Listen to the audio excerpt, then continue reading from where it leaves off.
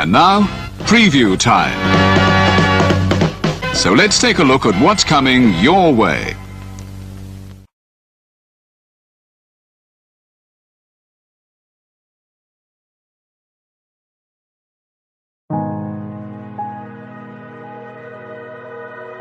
Gary Hebert, the man, the myth, the legend. I was amazed, and I was looking to become a better skater myself, and I wanted to be like Gary. When you look at a guy like this, he's one of the most talented people in his profession. He's been given gifts by God. It can get frustrating at times when you're trying things that, that maybe don't come as quickly to you as other things. And, you never really felt that sense of frustration with Gary. It was always about improvement and positive reinforcement. Was it really the end? Was that head injury really the end? God has called Gary to continue to be a blessing to others and to be a passionate example. My name is Gary Hebert, and this is the World Academy of Hockey, otherwise known as the Inside Edge. I would recommend anybody that have a chance to come to his hockey school. I think it'd be well worth it. It'd be rewarding to all the kids and anyone coaches, from whether it's an adult, a professional player, to a little kid like a Mike or a Squirt. Gary, from day one, has been instrumental to my hockey career. I started out as a potential Division III player, and Gary brought me single-handedly through high school and into a top Division I prospect. I owe it all to Gary, the biggest legend on and off ice there's ever been. Listen, watch, learn, be confident, and have faith. Those are the answers I was brought to. Yet, I only now am really learning how truly important those 5 things are. Through preparation, through appropriate thoughtfulness and thinking, we can learn to untie the typical knots between our ears that drive us into underachievement and underperformance. And lo and behold, we can learn things to fulfill our God-given potential. Gary has the innate ability to make people not only better players, but better people. The life lessons they learn from Gary are incredible. You can always remember leaving that rink knowing as a player I got better, or I had something to improve on to get better. And I think that's what you excelled on as a coach, is giving us the knowledge to know what we needed to do to get better. There's coaches who know the game, but can you communicate and create passion in your kids and in your players? And Gary's able to do that. Gary's got great knowledge and the great hands, but more importantly, his ability to connect with people and care for them. His communication skills, to me, really stand out and separate him, and that's why he's one of the best, in the world. Gary's a legend. He's a special, special man.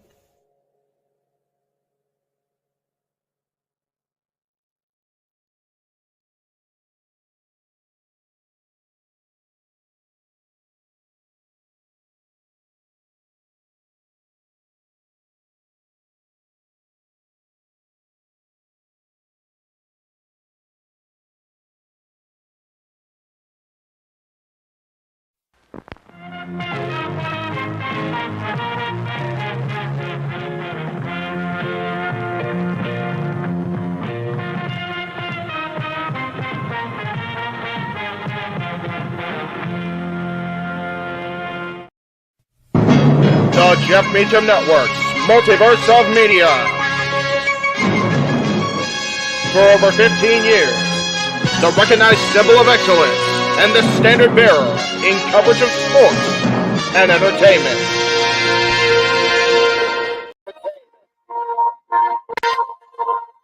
We are live across the Jeff Meacham Network, Multiverse of Media, as we present our coverage of AEW Dynamite Beach Break from that world-renowned, legendary beach community of Chicago, Illinois. I am, of course, Avatar Boy, the founder of the Jeff Meacham Network Multiverse of Media, joined by our all things color commentator, not AEW, although he's here today. So I'm watching the intro already. He usually does our WWE shows, but because this is not an AEW pay-per-view, here he sits. JJ Williams, we are awaiting the arrival of Noah Foster because, Noah can come in when he wants to. He's the MVP. So, he gets to come on his own time. How you doing, JJ? How are we doing out there in the high desert for you? Sweltering. Trying not to get stuck to my couch. Oh, shit, right? Good grief. Like, okay. It is quite literally 106 degrees out here in the high desert right now. Yes. Considering it's the high desert, you would think it's 420, but alas, it is not. No, nay. Thankfully, I was out during the coolest part of the day when it was only 102, not 106. Oh, okay, that's good. If you have friends that live in... That is a difference maker right there. That is what Tony Khan calls a game changer. It's a game-changing number. That's right. It goes from being stuck to your car seat to literally fucking dying in your car seat. So, going to Scandia where I took Dennis today because him and BB's birthday was yesterday. Yes, happy birthday to the boys. Yes. Them telling us, watch your butt. The seats are hot as we get into the race cars and the bumper boat. It's like, okay. Thank you for the heads up there. Yeah, Yes. If you have friends or family that live in the area of Southern California or any place getting the heat stroke, check on your fat friends. We suffering, y'all. We dying. And the reason I am Avatar Boy is because SCE has decided to randomly keep checking me out. It's like, I better safe than sorry. Might as well just be Avatar Man until they can get there. And I get it. Like, it's hot. They're not dealing with it well. There's fire warnings because, I'm in SoCal and fires sort of thing. So yeah, I'm going to be at, we are, dude, I got water right here. Like, I have been drinking water like it's going out of style. Luckily, it's not. It is quite literally, sorry for the female audience and everybody else that gets grossed out by graphics. It is hot as balls. Legitimately hot as balls.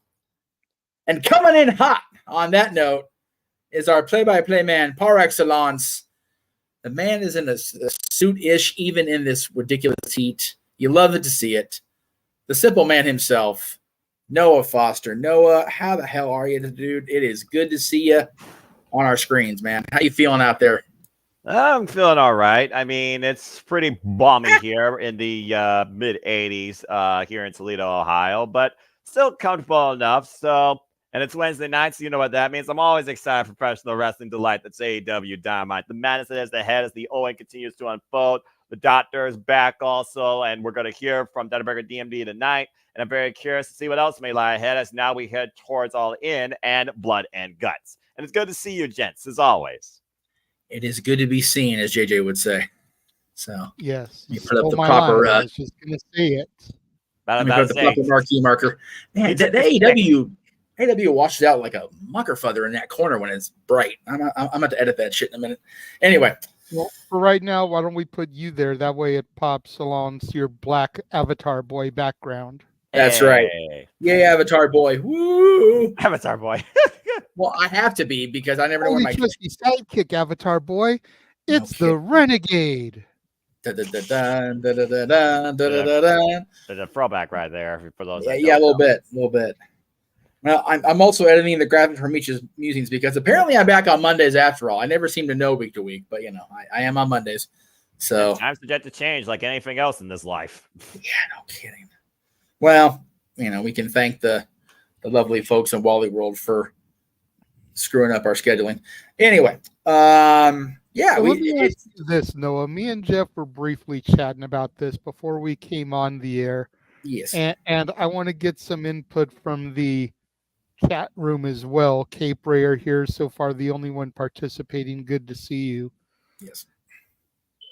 We are broadcasting today live and direct from the world-renowned beach city of Chicago, Illinois. Yes. With their headquarters being in Jacksonville, Florida, and EVPs being from Southern California, do you think it would not behoove them to do a show like Beach Break, considering they can't sell out an arena anyways? actually go and do the show live on the beach, like WCW did Bash at the Beaches and the Final Nitro from Panama City, and even like the Hog Wild, Road Wild, and Sturgis's, and just chalk this one episode of Dynamite as a loss as far as gate. Use it for free publicity. Get everybody that's at the beach to surround the ring and get a crowd. And then if they are entertained, the next time they come to town, those people may actually buy a fucking ticket to sit in the arena and see them. I mean, again, marketing is always a business strategy, and it always seems like anymore, Beach Break is a red herring. I was literally talking about with my AEW crew. Shout out to my AEW family. I was literally What up, talking. A-Train? What up, Eric? Good Lord. Yeah. And to the rest of the crew, Megan Cheap, hope you're doing well. Cheers across the pond, and Case Flynn and Lex. The thing is, though, I mean, I went to Beach Break in the middle of winter in January in Cleveland, literally 3 years ago. So it's almost like Beach Break is a red herring. But I completely agree. I mean, heck, if they did that, I probably would show up literally in sunglasses and capris like a friggin' Pat McAfee. But it is what it is when it comes to what they book and when it comes to advanced venue booking. But you think about how many states literally are along a coastline, not to mention some of the talent in general. You said the top two, Florida and California. I mean, Texas, Georgia, whatever states are on the very bottom of the freaking coast of America. It's just, yeah, you figure everything along the West Coast. So you got Washington, Oregon, and California. Yeah, you figure everything along the East Coast from freaking like Maine down to Florida. Then you figure everything across the South, Arizona, New Mexico, Texas, Louisiana, Alabama, Florida, Georgia. Like all that is, there's some kind of water, at least at the very base of it all. Yeah. It's like the only thing you don't really have beaches for is the North, because you've got Canada, as the bumper there. Yep. They do have a lovely boardwalk. Great Lakes and everything. So I'm sure you could do something maybe by one of the Great Lakes, but otherwise you're kind of screwed when it comes to the North. Yeah, there's not that many beaches up here in the Ohio, Michigan area, to my knowledge. And yeah. But again, you've still got, like I said, the Great Lakes. You've got Lake Michigan, Lake Erie. True. It is what it is. At this point, I don't question marketing. I'm just like, okay, I'm watching wrestling. Whatever, call it what you wish. I'm sure they'll have like beach balls and surfboards and some sort of sand prop on this stage. Who knows? Why not? And I mean, it's Chicago, and we all know about Chicago anyways. That's a different form of heat you're not going to find at the beach in a good way. Dude, good call. Good call. Someone's going to get burned, and they're going to wish they were wearing SPF in front of the sun instead of this audience. SPF 1 million. Give or take, or over 9,000 if you're a Dragon Ball Z fan like me. Talk about these going to die. These are going to die in the crowd tonight here. Well, again, Chicago's always a red-hot wrestling city. Might as well be burnt down to the ground and rebuilt 10 times over. So very curious to see, even with, the non-full capacity, what the sign's going to be like tonight as we advance the Owen and tune in for tonight's special Dynamite during Shark Week of All Elite Wrestling. And it wouldn't surprise me after this, we get Fight for the Fallen and Fyter Fest back-to-back weeks ahead of Blood and Guts to come at the end of July. Let's keep that in mind. Then again, next week is the finals of the Owen. So maybe they got rid of those two. I freaking know. I think they may want to save those going into All In. That's a good idea, too, because the path to All In, I mean, I would definitely do that, especially since you're centralized in one area. I'm very curious to see how that path works out when it comes to constant engagement and build-up. As again, All In was a tremendous show last year. I'm hoping to see the sequel live up to the pilot, if not surpass it. And so far, with the way they're doing Timeless, Tony Storm, and Mariah May, you already got my full investment. Hey, Noah, did you notice that the belt behind me has changed? Yeah, I noticed that. Classic Ring of Honor town. Of course, will be coming Ring of Honor Depth Before Dishonor later this month, where we'll see who goes after Mark Briscoe and the Ring of Honor World Championship, along with all the other titles that Ring of Honor has, which right now there's no real direction or clear opponent except for maybe one, and that might be Billy Starks versus Red Velvet for the Ring of Honor Women's Television Championship. That's a mouthful. Yeah, right. I had to think about how the work. That's what she said. Hey, now. Anyway, well, here's the July, red, white, and blue, fireworks galore, and we're going to have power tonight too, so this should be fun. So I'm going to go ahead and slowly talk about what's ahead tonight ahead of the heat wave. I was going to say, piggybacking on what you just said about July, red, white, and blue, since we will not be broadcasting anything tomorrow, at least not anything in a live capacity, everybody have a safe 4th of July. Yes. Don't do anything stupid. Please. Be safe. If you're lighting off fireworks, make sure they are legal where you live. Yes. Don't set off anything illegal. Make sure that it's something that you could go down to the corner and buy from your local fireworks stand. Make sure you are engaging in firework activities sober. Yeah, golly. Not drunk. Yeah, right.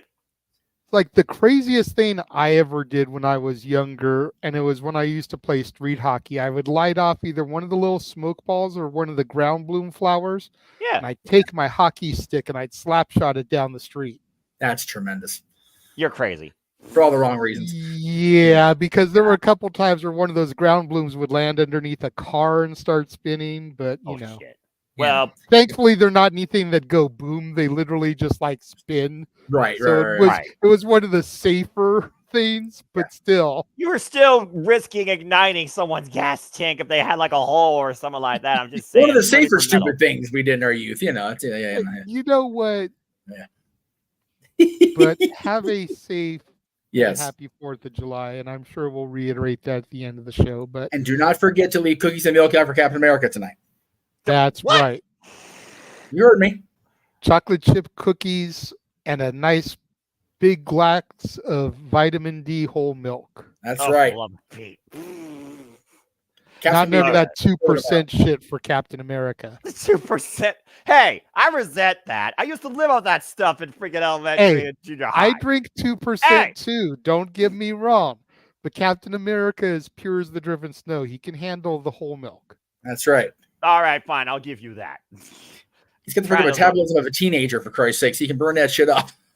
So Noah, we have 3 Owen Hart tournament matches today. Correct. And 2 matches from the second round, and then the final match of the men's first round. As I load up the Discord as is tradition. It seems to me like they've got to do the Jeff Jarrett wild card before they do the Danielson pack match, right? Like, why would you run them out of order and do a second round match before you've finished the first round? No, make sense. Sorry, what? Go ahead. What? I heard something. What? I'm not using the Discord BT Dub because I have the East Coast feed, so I'm just watching it on my telly. Oh, perfect. I always forget how we do things because of different scenarios. AEW and TNA are the only things that I get East Coast. I don't get WWE or NXT East Coast. Right. Time. And the next time we cover our TNA TV special is when they hit another milestone, because the next time we cover TNA will be pay-per-view, be a Triller, Discord when we cover Slammiversary. That's a different conversation for a later time, as I can bring up my sling now. All right, then I'm all set. So, yeah, I have to imagine, for me personally, this has to be the opener because, again, wild card. You got to consider what the wild card reaction is going to be, how Jeff Jarrett's going to prepare for this, doesn't know who he's facing, quote unquote.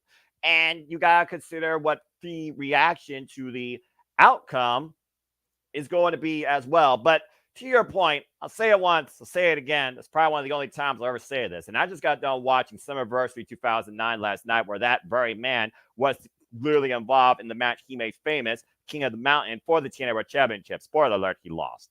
That being said, again, this guy has respect, honor, integrity, history, friendship, connection to Owen Hart since 1993, defending his USWA championship against that very man before they became tag team champions and budding rivals, for being perfectly honest, not only over the Intercontinental Championship, make sure I get my words right, but of course they were also tag team champions before losing them to Kane and X-Pac. I'll talk more about that history later. But for me, it's just one of those things where it's like, if it's not Ricochet, if it's not London Lightning, if it's not the Jinder Mahal, Yeah, if it's Damn, not Dijak, why, JJ? Why? If it's not Dijak, if it's Shelton not Benjamin. somebody native known to Chicago, if it's not, there was another name I was thinking of, and then you made me lose it. Oh, Davey Boy Smith Jr. I just don't know what you put in that wild card spot where people can have a reason to connect to the fact that Jeff Jarrett should advance, knowing that a mental warfare with Switchblade Jay White is waiting on the other side as the opponent. But I'm holding out honestly for Jeff Jarrett, but I'm also just being a realist and looking at the scenario that 98% might come to fruition. Yeah. I feel like the heavy favorite is that it's going to be Hangman Adam Page. A lot of people speculating about that based off of what was said last week on Dynamite and the vignette that was shown. But when you figure that the Elite suspended Hangman and have kind of been distancing themselves from everything that was the original Elite, right? As much as I hate to say it, could the dumb fucks cost Page the match, allowing Jarrett to move on? It really depends. Like, on how, that would be story right there, leading into Blood and Guts. That puts Hangman Adam Page on the other side of the Elite in Blood and Guts. It would be the one time I actually cheered for the Young Bucks in years. And I think, honestly, based on Hangman Adam Page's previous history, and I think looking at, what could be the longer-term storytelling beyond Blood and Guts and beyond, I think Hangman makes more sense in the opposition versus the oppression that AEW is trying to overthrow. It's just one of those things right now where it's like, how do you get there? Do you pull off a screw job in Chicago? Well, I think them screwing Hangman Page in Chicago wouldn't be the worst thing, because we all know how fond a certain former AEW employee was of Hangman Page in the first place. And he's at home. And he's at home. And I feel like with the video package of Jeff Jarrett that aired, I think a lot of people have gotten behind him that normally wouldn't have, just like you have. And Big G and Attila. You were one of the biggest anti-Jarrett guys that I know. Yes. And after that video package, you were like, I kind of want to see him do it now. Because there's that story there, 25 years in the making, the 25th anniversary of Owen's passing. And Jarrett ain't getting no younger. He's going to have to be retiring some point here in the near future. Dude can still go. Like Jarrett. Don't get me wrong. Mm-hmm. But he's maybe got another 2 to 3 years. 5 would be pushing it if he keeps it part-time like he has been. Right. But I'd say probably another good 2 to 3 years before he's just done. Just make the wild card Chris Jericho and have the battle of the aging vets here, and just have Jericho. No, because then the learning tree has to win, and I don't want that. I want Jarrett to go to the finals. I mean, Samoa Joe. Win or lose, I want him to go to the finals. I already told you, I agree with that. But in an alternate Morgan Freeman narrated universe, I agree with that. But again, you gotta have some sort of feasible way to get him at least through the opening round. And 8 out of 10 says it's not going to happen. But for once, I hope I'm wrong. Predictability isn't a bad thing, but unpredictability is a beautiful thing when it happens. So good luck, Jeff Jarrett. I'm rooting for you. Can't believe I just said that. Right. Anyway, to your point, as we continue looking at the Owen, here's another match that's a rubber when you think about these two's history in AEW alone. Despite the fact they have history dating all the way back to their first encounter in 2017 on Independence. Chicago built, by the way, former AEW champion Kris Statlander, a title that Sky Blue's been pursuing, if you've been following that promotion as long as I have. Shout out to them. Taking on Willow Nightingale, both women with history of the TBS Championship. Both women have been in tag team wars, sometimes in the victory, sometimes in defeat. And of course, the wheels came off during that fatal four-way that Willow won, and we saw the proverbial knife stabbed in the back of Willow Nightingale at Double or Nothing after she lost the TBS Championship. since then with this newfound attitude and after what we saw during the Forbidden Door kickoff show, please more star, by the way, Tam Nakano, Momo Watanabe, incredible performance. I have to look at Kris Statlander needing this more to establish her newfound character, backed up by X Factor Stokely Hathaway. If Kris doesn't beat Willow clean, I think a steel chain comes into play behind the rest back. And I think Stokely Hathaway helps Kris push her ticket to the finals. Stats where it's at for me right now, more than ever in AEW, including the Owen finals. Yeah, I got to agree with you. As much as I would love to see Willow win here and go on to the finals, and there be that story there of can she repeat? If Stat doesn't win, then what the hell was the point of the heel turn? You know, she's going to lose any and all momentum that she's got if she loses here. She has to get this one. Yeah, and since Tony's becoming popular almost by, just sheer osmosis, her facing a heel at Wembley is not completely out of the thought process. I'm assuming Mariah May is going to win, of course, so it'll be Mariah and Tony at Wembley, but stranger things have happened. Yeah, but I feel like that's the story. It has to be Mariah and Tony. Yeah. Kris has to win here. Mariah's already advanced. Who won between Deonna and Hikaru? Hikaru Shida. So it's going to be Mariah and Shida. Okay, in the semifinals, keyword semifinals, Mariah May has to beat the most notorious AEW Women's Champion in this company's history. Good luck. You know what, though? Mariah May is such a hot act right now that people are going to, they're behind her for whatever reason. I agree. So just don't write off Shida. I'm not writing off Mariah, but I'm just saying this will be Mariah May's toughest match in her young career. Yes. But in this case, like you said, Kris almost has to win because that puts her in the finals. Exactly. So Kris and Mariah would be the final, and that I'm okay with that. There is a question in the chat room. I did want to bring it up when we get back to the men's tournament, so let's go ahead and actually bring that match back up. Hang on a second. There we go. That's fine. What if the wild cards stay lethal? Wouldn't that be some shit? Just to throw Jarrett off. I mean, well, again, you consider the history, the connection, the respect, the friendship of Jay Lethal and Jeff Jarrett. But lately, we haven't seen Jeff Jarrett in Jay Lethal's corner, while Sanjay Dutt has been. And the last time we saw Jay Lethal, of course, he lost to Pac ahead of competing in the Owen Hart Foundation tournament.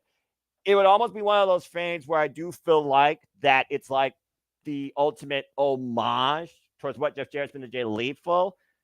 And it also would show if Jeff Jarrett deserves to move forward in the Owen, because I respect that to be a very honorable bout. I actually wouldn't mind that at all. I wouldn't either. What do you think, JJ? We talked about it a while back when we first knew about the wild card spot. Yeah. Jay Lethal. Hell, even Sanjay Dutt was something that was brought up. Satnam Singh was brought up. Anybody from Planet Jarrett, as it were. Yes. That then could be turned into almost a finger poke of doom scenario, right? Allowing Jarrett to get past the first round because it's all his buddies. That's true. It could happen. That's the great part. As much as wrestling, people seem to think that wrestling has become predictable in its getting better presentation-wise, there's still these X factors that we don't know about and we're not 100% sure on, which is great. I love that.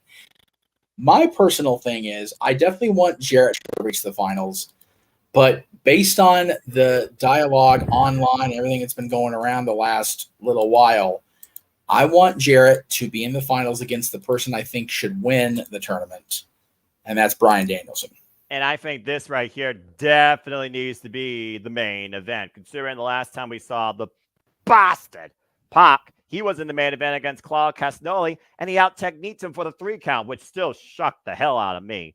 And again, Pac has not beaten Bryan Danielson yet. This will be the 3rd ever one-on-one encounter. But with Bryan on truly the final countdown to his career and his last chance to become an AEW champion at Wembley Stadium, if we're going to see that type of challenge come to fruition, He has to somehow overcome the bastard pocket. You know Bryan's coming in here not 100%. That brutalizer is just waiting for Pac to be locked in after the damage done to his head, shoulders, and neck, courtesy of Shingo Takagi.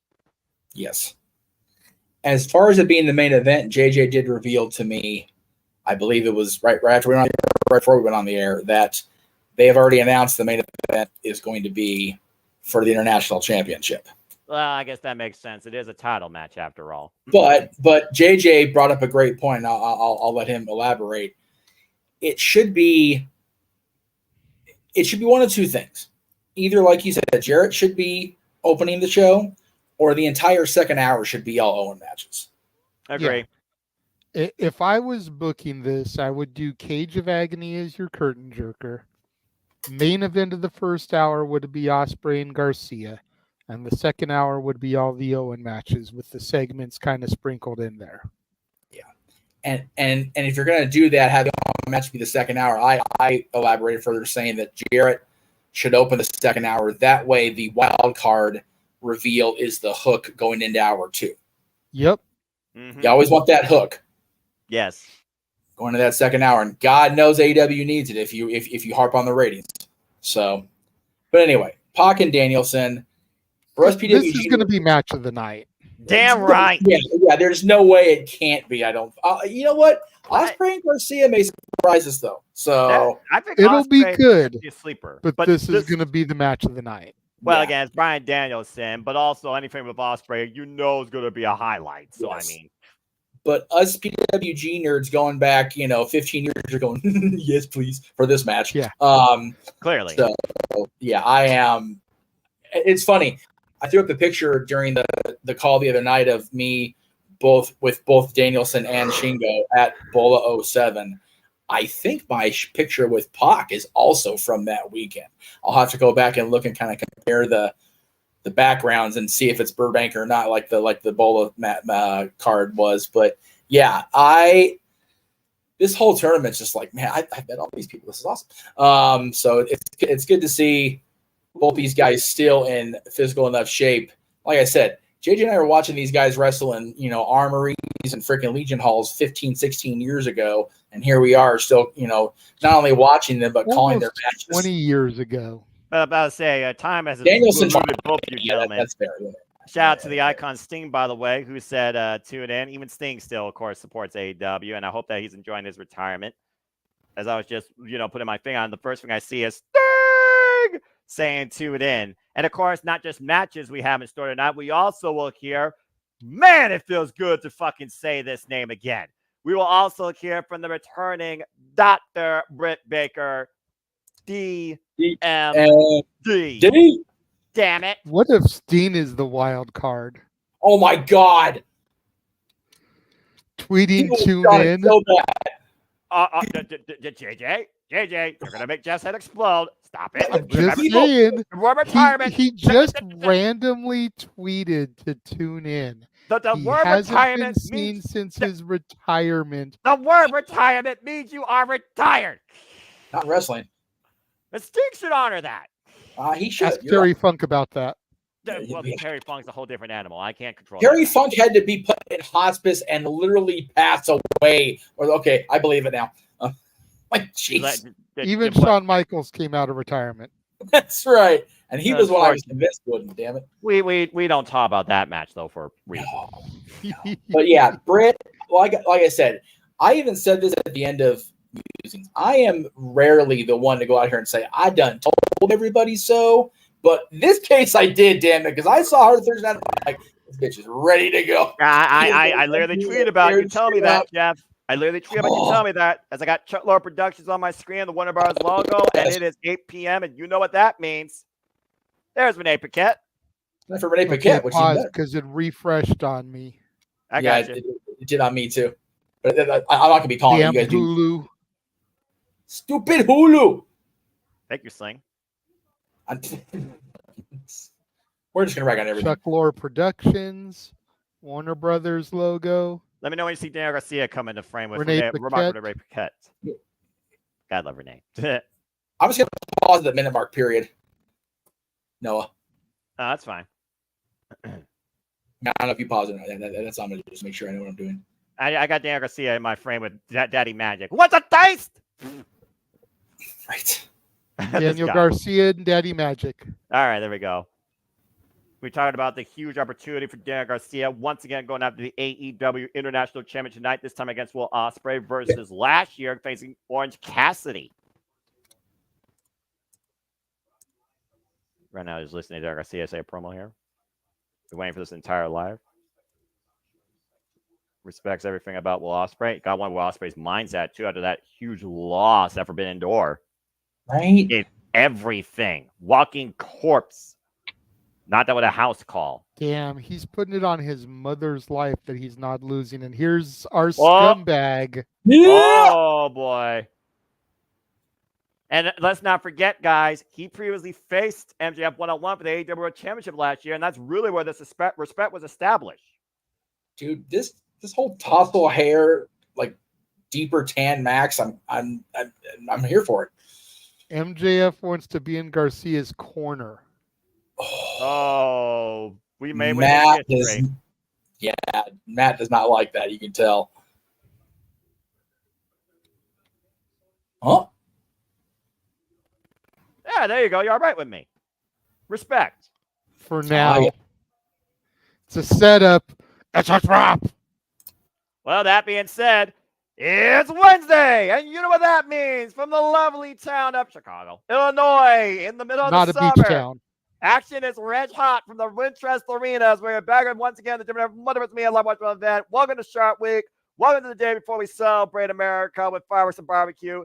This is AEW Dynamite, and this is Beach Break, and we're kicking things off with the Owen and the American Dragon Bryan Danielson taking on the Bastard Pac in the semifinals. Welcome to the show. Hello, everybody, and welcome once again. I am the Superman Noah Foster, and of course, with me, as always, he is my color analyst in all things WWE, NXT, and AEW TV specials. I see that fan once again. I forget her name in the orange hair. Always be yourself and enjoy the show.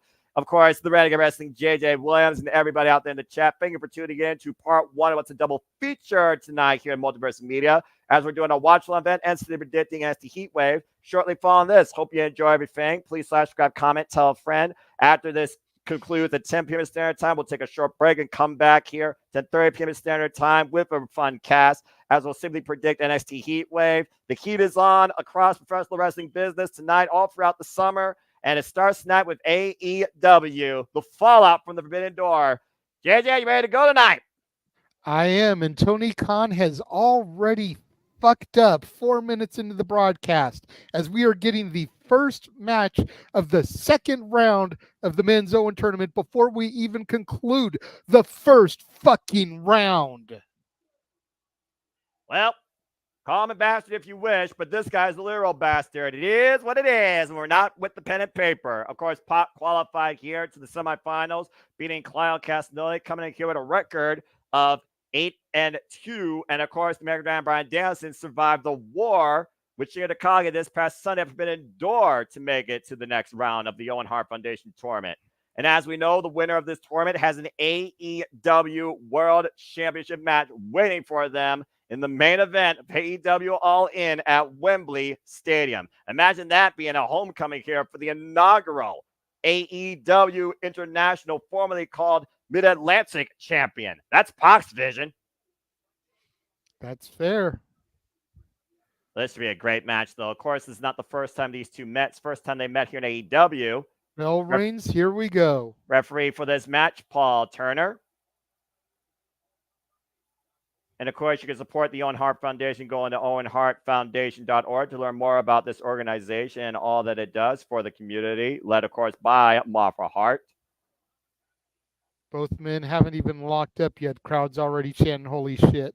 Well, again, it's Bryan Danielson and Pac. First time ever in AEW. Last time these two met was literally back in 2009 in IPW. And of course, Bryan Danielson previously faced Pac in Ring of Honor in 2007. For those that are here for the first time, please know that we provide alternative commentary. We do not share the feed because we don't believe in piracy, nor do we want to get copyright strike. So we encourage you to try and find this on your local cable provider or streaming provider and enjoy the action along with us as we bring you in blindly to tonight's festivities on this special edition of AEW Dynamite. But we do this for all the biggest pay-per-views, PLEs, TV specials, and of course, special shows across WWE, NXT, Ring of Honor, TNA, AEW, and sometimes New Japan Pro Wrestling, along with Mission Pro being added to the fold, as well as other circumstances like Bloodsport and the UFC, courtesy of Walter Cruz and James Hebert. And that's just some of the content you get here at the Gym with me if you're tuning in for the first time ever. Glad to have you part of the ride.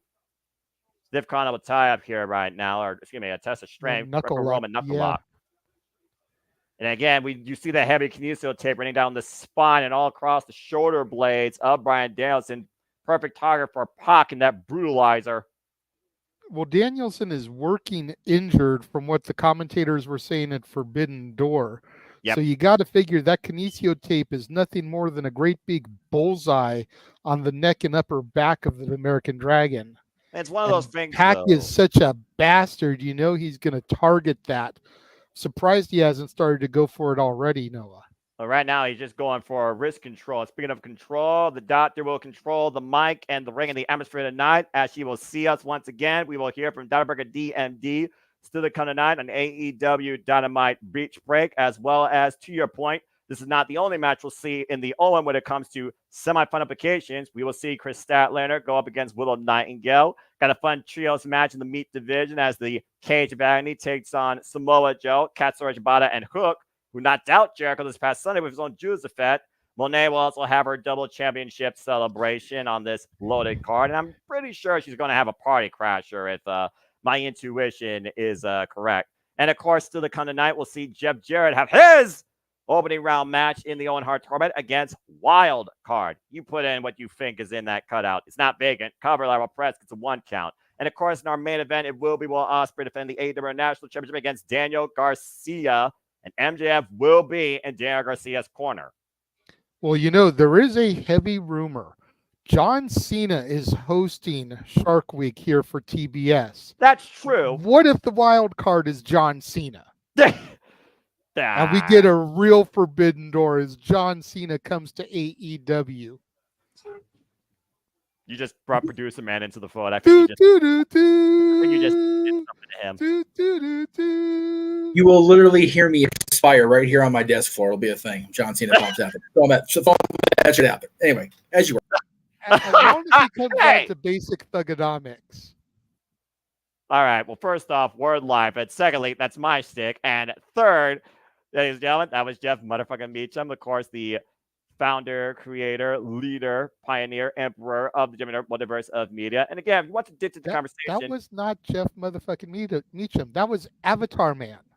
Okay, fair enough. Avatar Man. Jeff Meacham is the alter ego. You're exposing his identity then if that's the case. And again, it says it on his thing when he pops his avatar up. It says _ Jeff Meacham. Okay, well, so people know, but he is Avatar Man today. All right, well, he needs to put that on his business card then. He does. He needs to change his tag. Again, Pop right now, picking up speed, changing the pace of this match. Sidestep Bryan Danielson up and over, out of the corner. Both these men jockeying for position right now, and both men literally keep one another. Oh, God! Mid-air collision. Bang in the middle of the ring. Both men having the same idea. I'm sure Chicago is no stranger to mid-air collisions like that.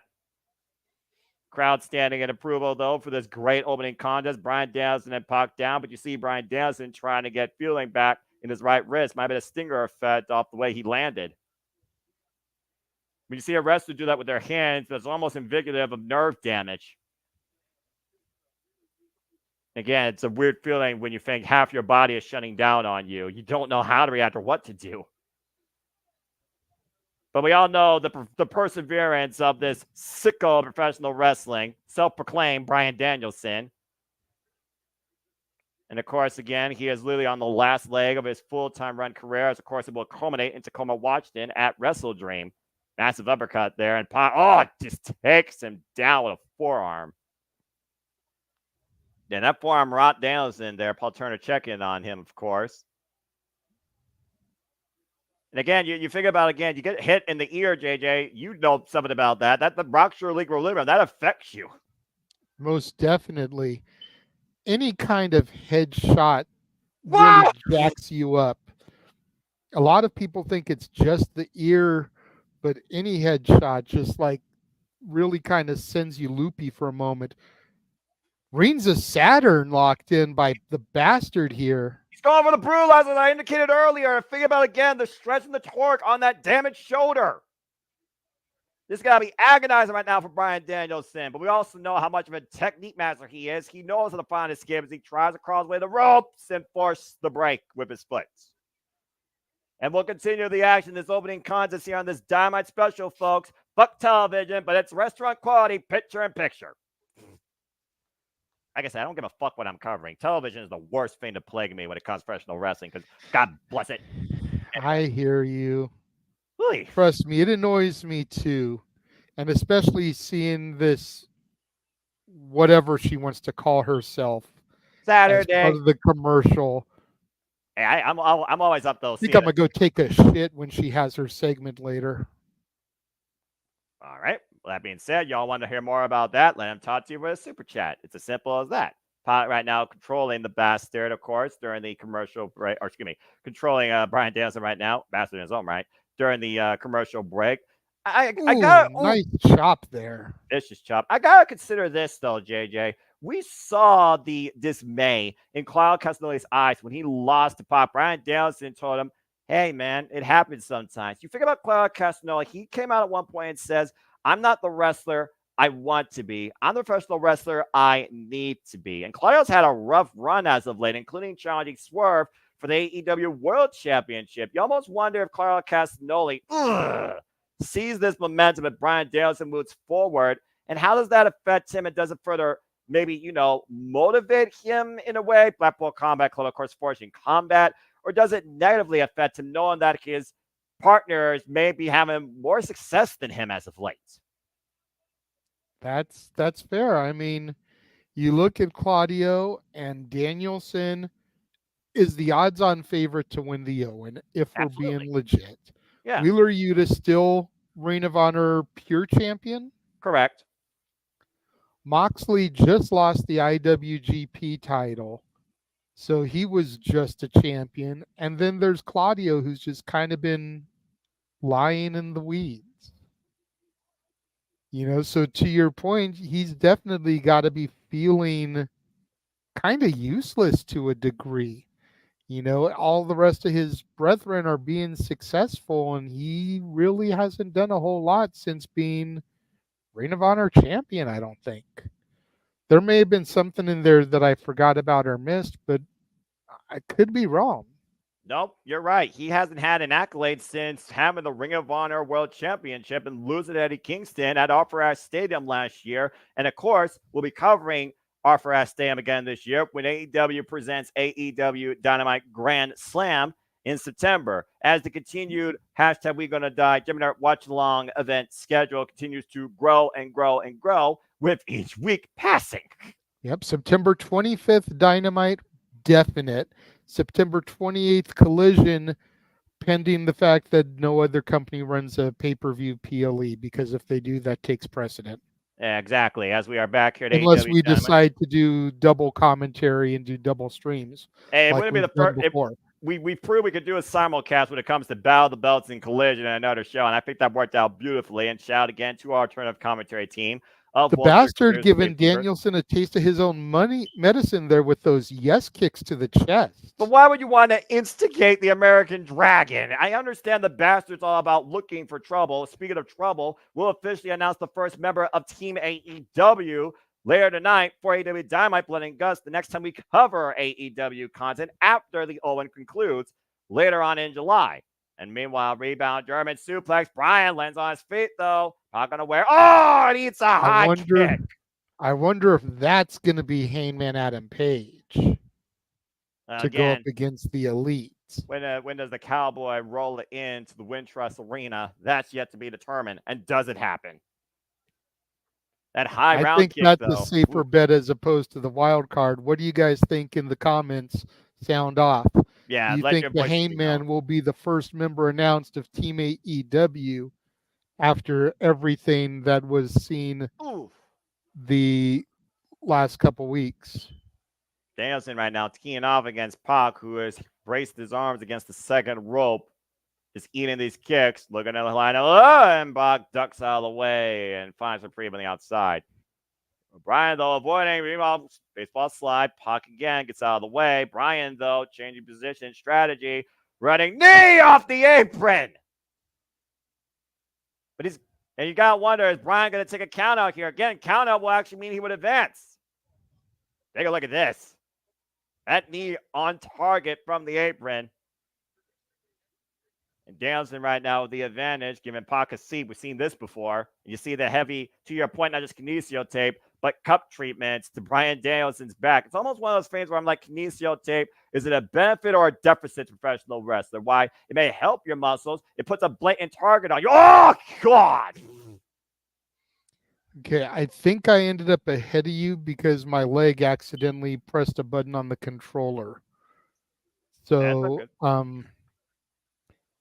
what's Pac doing? Let me see here. Pac is about to do a tombstone pile driver. Let me know once he drops it. And Pac right now off the apron!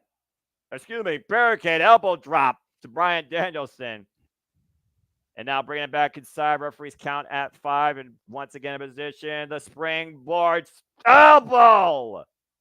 Big elbow drop again to Bryan Danielson. Straight through the heart. And again with the negative, that can't feel good. Bryan right now hooked up by Pac. Uh-oh. Tombstone pile driver. Lateral press cover to advance. And Bryan gets the shoulder up at 2. And again, going for another cover. 2 count again. He feels like he's got him beat here. And again, 2 count nope, after that's that. Just about making Bryan exert more energy.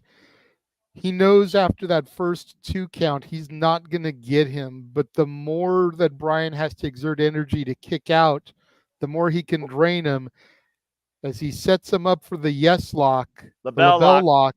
There you go. And right now, impairing Pac's vision, Pac's breathing. Will Pac find a way to escape?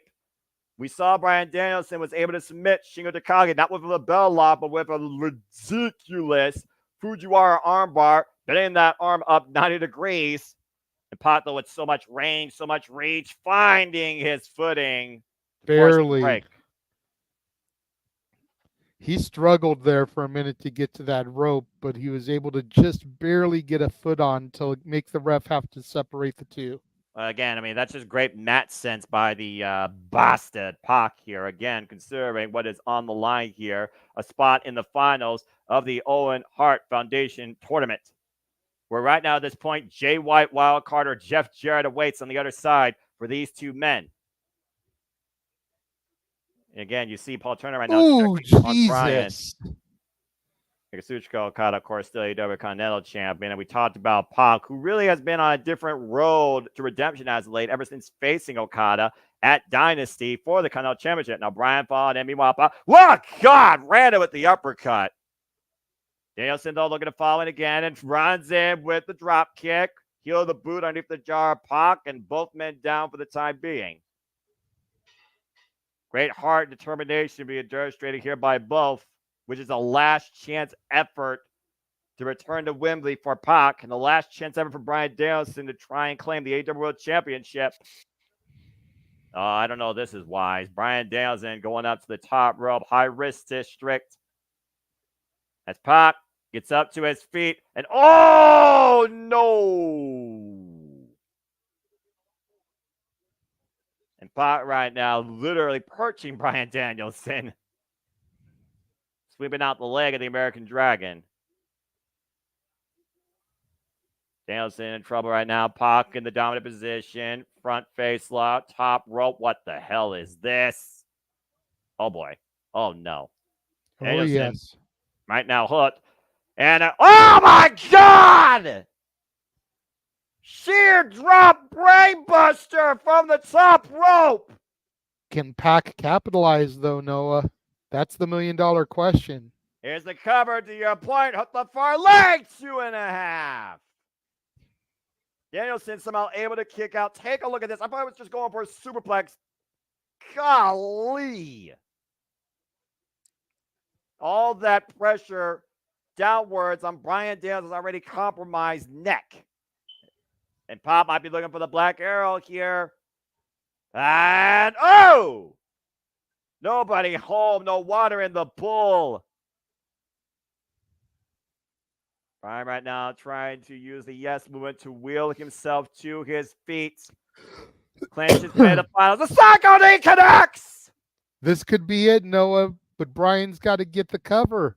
Does he have enough wherewithal? Does he have enough ring savvy sense to drape an arm and find a cover? He's got to completely reposition his body. He's facing the other way. And again, he's taking too long. The wear and tear again of this contest, JJ. Finally with the cover. Hook of the near leg to advance. And Brutalizer! The Brutalizer locked in! But Pac's got to be careful with his shoulders on the ground. Oh, he's got him completely turned down on his body, completely sideways at this point. If Bryan doesn't verbally tap, the referee might call it for his own well-being. Is Bryan's hopes of going to Wembley being dashed now by Pop reversal? The shoulders are down. The shoulders are down. Oh, man. Last possible split second. Pop breaks it up. And Bryan right now reversing. LaBelle lock. LaBelle lock locked in, but Pac again reversing. Shoulders down. American Dragon. Crucifix down. Pac is down. Bryan advances. Hell of a fucking match. Good God. Sheer awareness, counter offense preserves the American Dragon's hope for Wembley Stadium. Crucifix counter to the Brutalizer. Bryan Danielson has beaten Pac and advances to the finals of the Owen Hart Foundation tournament. And you see immediately Doc Sampson, though, again, checking on Bryan Danielson's condition. That neck, that shoulder. You see the way he sprays his arms. Let's look at the updated bracket here, JJ. Bryan Danielson has cemented his spot for next week in Calgary. He is in the finals. I'm still shaking my head the fact that we still have a first-round match to go, and we already know one of the competitors in the finals. Well, tonight at least. Come on, Tony. Yeah. I wish both women's semifinals were tonight, for being honest with you. Of course, still to come tonight, Willow Nightingale and Kris Statlander, and I imagine this Saturday, Hikaru Shida and Mariah May. Congratulations to the American Dragon Bryan Danielson. We go backstage from Renee Paquette with Willow Nightingale. Willow. We all love Willow, but no smile on Willow's face tonight. Game face or concern? Concern, it looks like. It's like she still doesn't believe that she's got to be doing this with a woman that she considered her best friend, her sister. You know it still irks her. It still tears her up inside. Again, they've been literally through thick and thin, through wars and through engagements to the very end for the last 7 years. I wonder why she's only got tattoos on the one arm and not the other. It's probably that choice behind that. I don't know when people decide and how they dictate what part of their body becomes a canvas. It just catches me off guard sometimes, because when you see a person with that many tattoos, like, you would think they'd be a little bit more evenly dispersed. But it definitely looks like she's going for a sleeve of some kind, which definitely popular. But then on the other side, like up there above her chest, she's got like a word or something. I mean, I can't talk that much because all the tattoos I have are on one arm myself, because I've got my daughter's name here, and then up higher I've got the Long Beach tattoo that Jeff has also, and I've got Negaduck from Darkwing Duck. So, and that's all on the same one arm. It's fair enough. Willow Nightingale's aspiration to become a 2-time Owen Hart winner, going through her former best friend. We've been waiting for this confrontation ever since the fall of Double or Nothing. Tonight, Willow finally gets her hands on Kris Statlander. Well, she's definitely hyped up. Smile anyways. Willow Nightingale, Kris Statlander up next.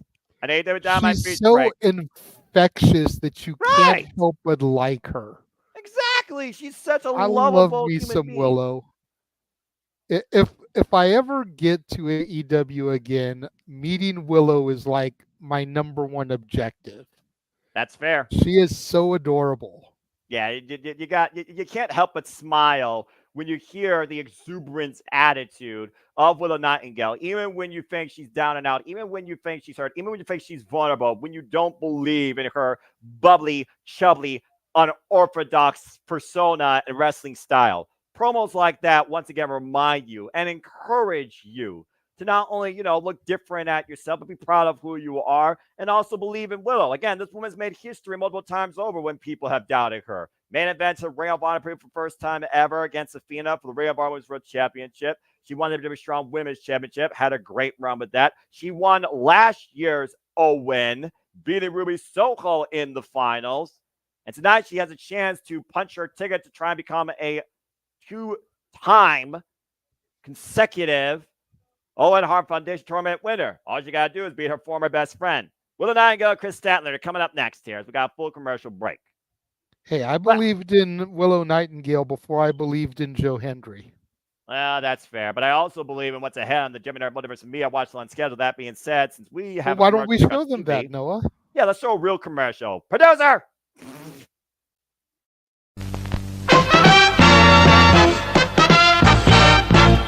And now, preview time. So let's take a look at what's coming your way.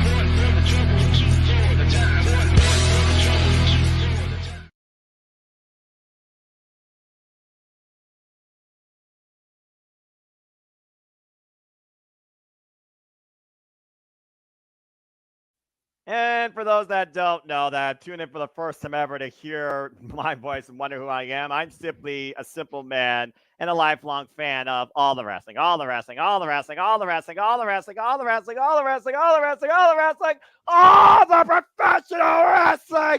Damn it! Yes, you are. And we love you for it. Hey, change his name. I did. That was perfect. The 1 minute trailer was just enough time for me to go and freshen up my drink.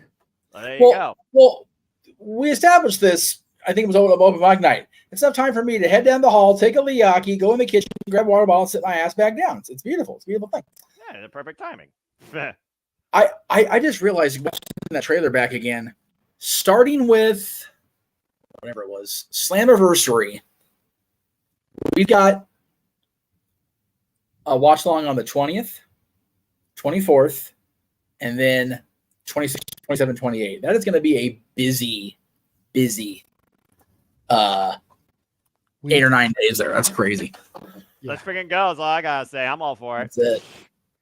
Well, to be fair, the UFC watch along is Walter's thing. He does that on his channel. I'm trying to get him to give me the 411 early enough so that we can get it streamed on my channel as well. Yeah, but, and also also, get it out there. And also, of course, James and Walter, they handle the UFC and the Bloodsport watch along. Speaking of handling things, they're their boy in the ring, Mark Briscoe. Oh Lord, here we go. I thought Willow said she was on her way to the ring, and now Mark Briscoe's out here. What? Perhaps Willow had an appearance change. Or Kris Statlander attacked her backstage ahead of the match, but also speaking of being attacked, this boy was heavily attacked during that TNT Championship ladder match, but he is still a Ring of Honor World Champion. No, he's not. I am. I got the belt right here. And I had to pay a cheaper deposit than he did to keep it. Mine was only $25. Hey, you saved up, he manned up. There you go. Let's see what that redneck got to say. This guy's always a motivational speaker. You want to talk about Willow being a motivational speaker? This guy could speak all night. I'll be fine with it. Extra ball, Lucky Charms, my favorite cereal. Boo. Ain't worry about last week. This week, damn it.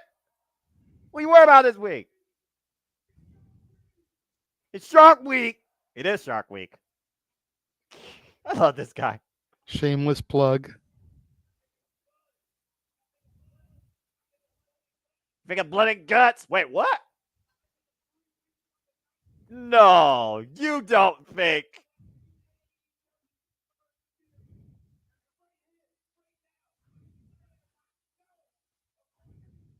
Oh, yeah!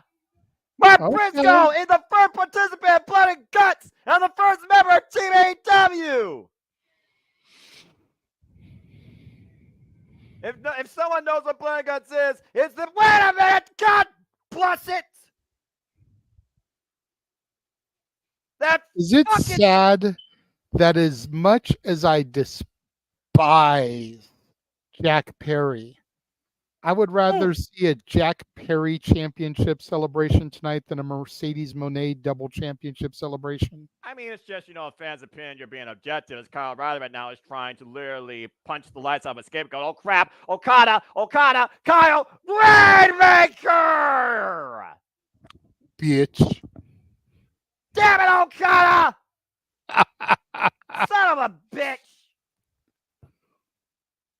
And now Jack Perry literally adding insult to injury as here comes the rest of the elite. Matthew and Nicholas Jackson. And of course, we saw this past Sunday, Jack Perry, the scapegoat, did become the TNT champion. The elite completely draped in gold. We got our first member of TMAW, though. You got to wonder who's going to stand against these four with Mark Briscoe. Kyle Riley probably a second, but Kyle Riley got laid out, and it looks like the elite aren't done yet. Oh, this is just unnecessary. Freaking Bucks. EVP trigger. Oh, God. Them boy down. The man already fought through a savage team championship ladder match, and these guys are just picking the bones. Well, wait a minute. Oh. Listen. Number one contenders for the AEW World Tag Team Championships, the Acclaimed. And look how the elite are scurrying away like cowards. Since the odds are in their favor. As soon as the number gets out of play, it's like, oh no, we're out of here. Kris Statlander already very vocal about this Kazuchika Okada. He does not love it at all. Says, I guess what happens when you add a few more bucks to a man's pocket. And Okada mixed in the... Fucking hell, Okada. I can't hate that man. But it is official now. It is the elite, Team Elite, taking on Team AEW. And we have our first member. It will be 5-on-5. Your first member of Team AEW is Mark Briscoe. And keep in mind, there's still one spot left on the elite side. Well, a lot of unknowns still as we head towards Blood and Guts and we finish our road through the Owen next week Wednesday. And we'll be back here next week Wednesday to go backstage with one that is known. That is your Timeless era continuing as we see Timeless Toni Storm embracing her bosom buddy Mariah May. I was going to say Mariah May nuzzled up to the bosom of the Timeless one. And of course, Mariah May will be facing Hikaru Shida in the semifinals of the Owen Hart Foundation tournament. This Friday on Friday. As we continue Beach Break. Remember one thing. You got to remember also, JJ, it was Timeless Toni Storm that beat Hikaru Shida to establish the Timeless era last year at Full Gear. If anyone knows how to beat her, it's Toni Storm.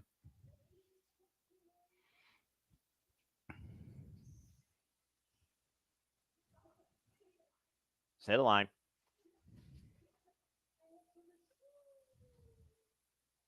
I agree, Lufer. I agree. End scene. Anyway. Oh, good God, this idiot. There's one thing I can agree about this bald-headed buffoon, and that is every night is indeed Saturday night when this woman graces the stage. Kris Statlander as we continue our way through the women's Owen Hart Foundation tournament. Of course, we know that Kris Statlander won her quarterfinal match against her longtime rival, Nyla Rose. It was in this very city back in 2020 at the First Revolution that Kris Statlander arrived and took on Nyla Rose for the AEW Women's World Championship. It's a big-time match here with these two former friends and this newfound attitude of Kris Statlander.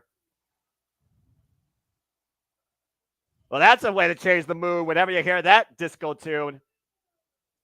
Oh, wait a minute, JJ, they're waiting! Cat fight! We're off and going here, folks! And the fight on the stage. That's why I need the clothesline. Willow Nightingale. Walk God! Pounds! Period! Sending Stat all the way down the entrance ramp. This is one pissed off Nightingale. That's one pissed off bitch. And it looks like that back plan by Stokely Hathaway for the pre-match assault backfired. And Willow dribbling Kris like a basketball in the home of the great Michael Jordan. The GOAT himself. And front face look on the floor, and Willow hooking up Kris. Possible suplex. Snap suplex. That'll rearrange the spine of Stat. Stat is in a lot of trouble right now. Again, Willow's been boiling over ever since that discus lariat post Double or Nothing when she lost the TBS Championship. Bell finally rings. All right, Rick Knox calls for the bell, and then Willow into the cover, hooking a leg, gets a 1 count here.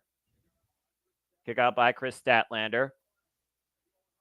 Spot for the finals at stake here in the Women's Owen Hart Foundation tournament where either Mariah May or Carl Shida waits on the other side. That match will be determined this Friday on AEW Rampage. And, of course, the finals we'll be covering here with me next week, Wednesday, when it comes to us from the Scotiabank Saddle Dome in Calgary, Alberta, Canada. Next week, Wednesday night on Dynamite. And Kris Statlander right now, right in the eyes to Willow, trying to take advantage. Now going out of the corner off the second, losing her footing, possibly, but still gets the back elbow strike and takes Willow down. Willow unable to counter that with the thumb jam in the eyes after Statlander was able to regather her balance. Stat in control. Can she keep the offense going? Stay tuned. Fuck television. Restaurant Quiet Picture in Picture. Well, we will take this opportunity during a Fuck Television Picture-in-Picture to announce that I believe it is now official Adam Pearce style. Rampage watch along this Friday night as we continue with Beach Break. Hey! Oh, God, spinal tap kick. I'm up for it. I love it. Anytime I cover more wrestling, it's people think cover. 2 with the leg and a 2 count. My participation is tentative, though, as I do start work at 1 o'clock. Very fair. So it's possible I'll be cut by 7. That would be 6 hours. Usually they've been cutting me at around the 4.5, 5 hour mark. All righty. But worst comes to worst, we'll have Walter Cruz on standby to do your color analyst. Ooh. If I am not back in time. But yeah, since they announced that Beach Break is continuing on Friday, and we'll get the Mariah May Hikaru Shida match. Fuck it. We're going to run with it. Hey, I'm all for it, especially because I'm looking very forward to seeing the Shining Samurai take on the Glamour as we continue to figure out who deserves to win the Owen Hart Foundation tournament. And, of course, waiting at the end of this is a timeless encounter in Wembley Stadium for the AEW Women's World Championship as the winner will face timeless Toni Storm for the title at All In. An Irish whip right now by Kris Statlander. There it is. Explodes. All right, it's official then. Explodes out of the corner with the lariat. So stay tuned, folks. The action continues all week on the Multiverse of Media. We got something for you Friday night. All right. Oh, God. Tim Burr with the high kick. Kris Statlander, lateral press, cover, kick out by Willow at 2. Dang, Willow fell down like a redwood, and I'm not talking about the learning tree either. Now Statlander tying up Willow Nightingale here. The submission hold. Using those thick thighs to try to gain a submission here on Willow. You almost would think that's like a proverbial reverse triangle there. Now changing position into the rear naked choke. That forearm deep underneath the jaw, pointing the elbow underneath Trying to cut off the breathing, cut off the flow of oxygen to the brain. Incapacitate Willow Nightingale, the babe with the power. Bomb. To my point earlier, Kris Statlander, Willow Nightingale. Reversal, shoulders down, forcing Kris to let go of Great the move hold. there by Willow, using her size and her weight advantage to try to roll Stat up there while Stat had her in that submission. Well, I mean, again, you figure about the counterintuitiveness of American Dragon Bryan Danielson to Pac's brutalizer attempts to constantly keep that locked in. He used that against him and trapped him in a crucifix. Oh, God. But I could be wrong, Noah, because, I don't know these women as well as you do. But I believe Stat's got the experience advantage on Willow. So for Willow to be able to pull something like that shows that she's definitely been doing her homework. Well, yeah, to your point, Kris Statlander does hold more experience in the business than Willow Nightingale. Also, straight out of the Chicago area, heavily known out of AEW, was their champion for 559 days. As we're looking at a battle here, as we're back here between Willow and Kris, two former TBS champions. Kris with a knife-edge chop, and Willow unaffected as both women stay on the apron. Man, this thing's been heated from the get-go and has not let up. Referee Rick Knox, the official.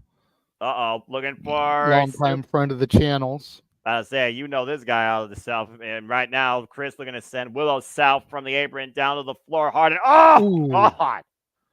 Back elbow strike as Kris falls backwards hard to the floor. And Willow avoiding certain disaster here. Match continuing hot and heavy, quite literally here at AEW Dynamite Beach Break. Owen Hart Foundation semifinals in the women's side.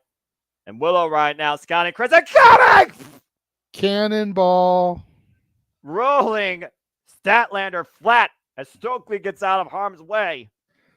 So you know that Willow was aiming for Stokely, though. Beautiful missile drop kick from the second rope there. And Willow keeping the power forward, taking Kris up and over with the lariat. Cover 2, no! Oof. Only a 2 count. You see Stokely praying on the outside to anybody that wishes to listen to him. Willow right now has to stay on the gas pedal. She's got control. She's got momentum. She can't get frustrated at this point. Got to keep moving forward. Got to keep the fight. Got Ranch looking for the Dr. Bomb. Kris trying to fight back, though. Last time these two faced each other one-on-one, Statlander was the TBS champion, and she beat Willow, of course. Big scissor kick. On target. Hook of the far leg. A near fall on Willow. And with the waist lock, German suplex. Pulling her up and over like an accordion. Willow right now rocked, and Statlander might be just one Wednesday night fever away from punching her ticket to the finals. And first time these two faced her in AEW was over the TBS Championship. And of course, we saw last year at World's End, Willow got the better of Kris Statlander. These two are 1-1 in singles competition here in AEW. And maybe figuring a big German suplex out of the corner of the second rope. Did you see the way the Stat just stayed there, folded up like an accordion for a couple of seconds? Yeah, she was literally paused in time as her vertebrae was rearranged, but still back on her feet. Clearly fueled by fury. Follow up again. Big boot to the side of the head. And now hooking up Willow. Statlander's got Willow hooked. Now counter the Willow. Roll through. Cover. Reversal by Stat. Roll up. 2 count on both sides. Looking for the discus. Willow able to duck underneath. Up and around. Fireman's carry. Step by driver. Oh, man. Wild right hand open palm strike. Now up on the shoulders again. Kris Statlander. TKO. Drives her down face first. Cover. Deep hook of the far leg. And Willow gets the shoulder up at 2.5. And Stat is beside herself. She wants to beat the hell out of the referee. She thought that was 3. And Stokely right now. What's up, Big G? Good to see you popping in. Your girl hasn't spoken yet. My balling brother. And look at that chain. Remember what I said, JJ. That chain introduced earlier this year, Kris refused to use, and she lost against Rico. Looks like she has no problem using it this time. That's Willow right now trying to get the better. Stokely half away, and Kris Statlander's got a loaded right. Whoa, whoa, whoa, whoa.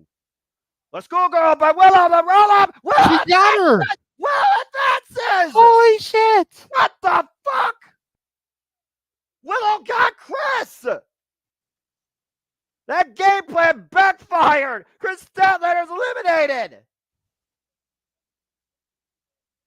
second consecutive year, Willow Nightingale is moving on to the finals of the Owen Hart Foundation tournament. Looks like Christopher Leclerc is 1,000,000% wrong here. Not gonna happen. Willow Nightingale is not winning.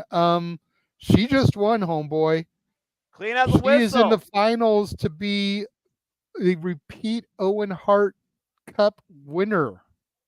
And again, as we know, Bryan Danielson awaits to see who he faces in the finals. We have one side of each final set up in each Owen tournament. And of course, we'll be covering the finals here next week on the Multiverse of Me as we go backstage to, I'm not going to say another word. But Jay White doesn't even know who he's going to compete against yet because we don't even have our winner of this match. Well, let's go ahead and hear. Jeff Jarrett has nothing to say right now to Renee. You can see everything weighing on him. Jay Lee was saying Jeff's never been more prepared for anything besides this his entire life. Honoring one of his best buddies, his best friends, Owen Hart.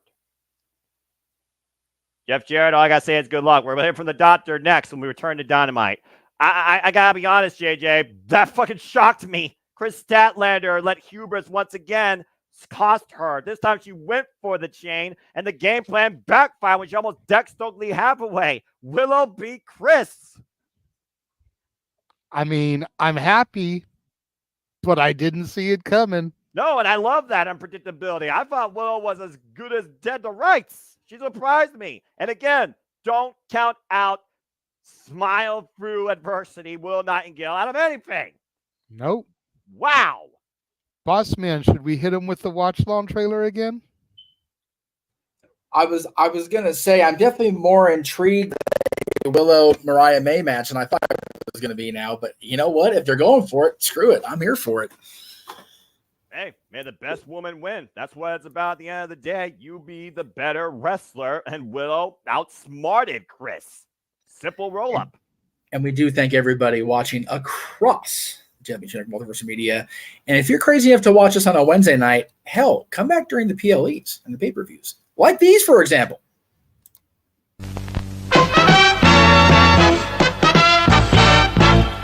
And now, preview time. So let's take a look at what's coming your way.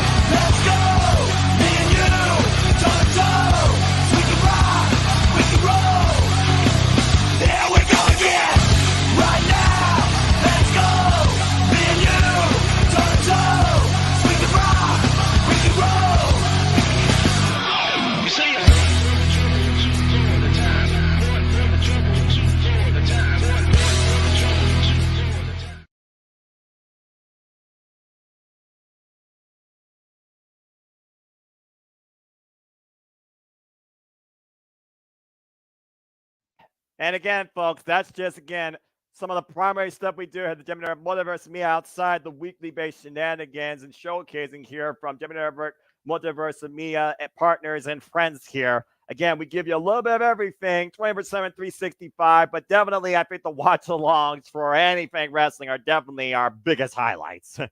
Absolutely, absolutely. And it doesn't end with the wrestling. You know, whenever the Stat Boys schedule allows it, we've branched into real pro sport watch-alongs for major games. You know, the Super Bowl, the NBA Finals, the Stanley Cup Finals. We were going to do the All-Star game for baseball in a couple of weeks, but just isn't going to fit into Stat Boy's schedule. Well, let's go to Tony Schiavone as we are back here at AEW Dynamite in the ring. And you know what that means. How fitting that this gentleman introduces one of his closest friends since day one, not seen since facing Kris Statlander for the TBS Championship last year. Please welcome back Dr. Britt Baker, D.M.D. The doctor will see you now. Man, is it good to see that name on that screen. In peak physique, It was this past Sunday night that the Doctor returned home, the first female signing to All Elite Wrestling and the former second longest reigning AEW Women's World Champion, the role model, yours truly, Dr. Britt Baker, D.M.D. You can see it in her face how happy she is. You got one who's more happy, Big G or her. And towards the body. And they embraced right there. Of course, Tony was there with Britt Baker's rise when she became the AEW Women's World Champion at Double or Nothing 2021, beating Hikaru Shida. Let's hear from the Doctor. My face of TBS. Welcome back, Britt. It's good to see you.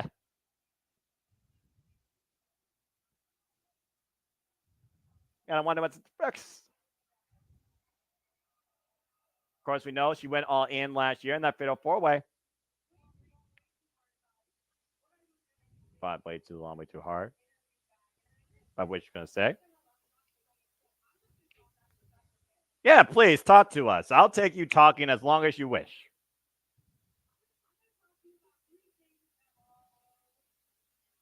Three fans we all have. Past, present, and future. Our past. Our lesson. Present is a gift. Amen. Future as a motivation. Man, someone put that on a shirt. 10 months. Yeah. Haven't seen you since you faced Kris for the TBS Championship. Last year in September. Correct.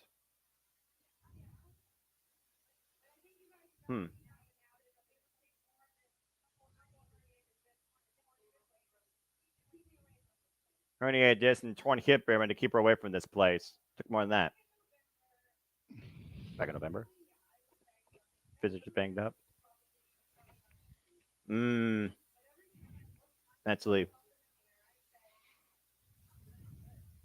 Damn right you're good. This business could break you mentally and destroy you physically. And vice versa.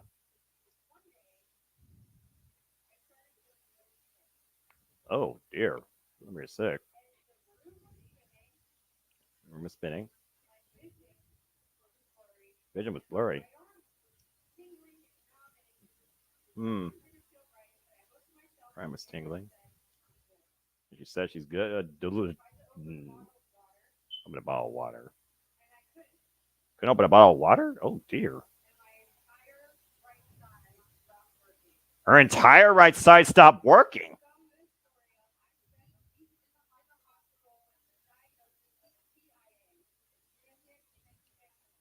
Transient ischemic attack. Jesus Christ.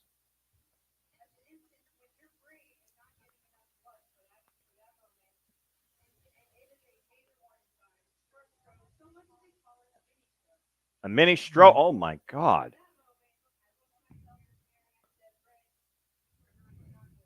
No. My mom's a stroke survivor, so God bless you. You get yourself right.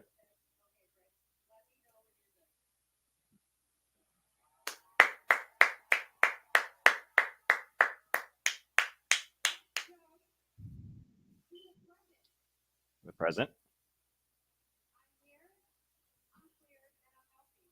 She's here. She's clear. She's healthy, baby. I love it. But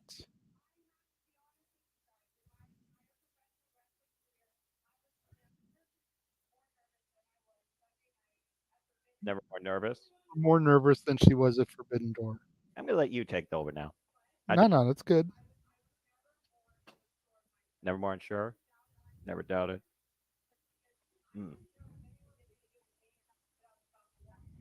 We gave a holy fuck more than Mercedes Moné winning both titles with you coming back.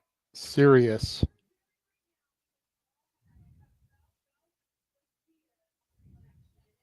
Felt the fear of rejection. Yeah. The fear of rejection is often worse than the rejection itself. Accurate.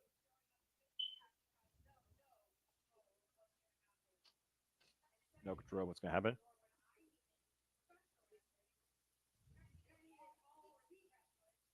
Amen, All Elite Wrestling.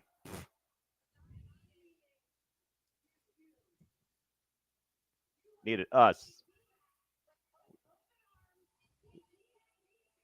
Welcome right back with open arms and DMD chants. Put your DMDs in the chat.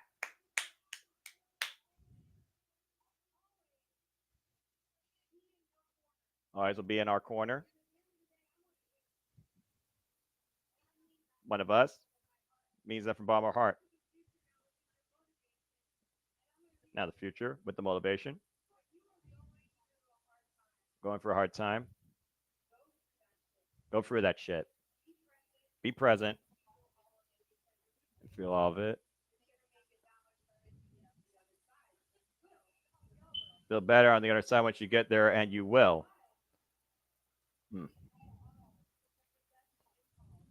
We all possess the impulse to be elite. Speaking of elite,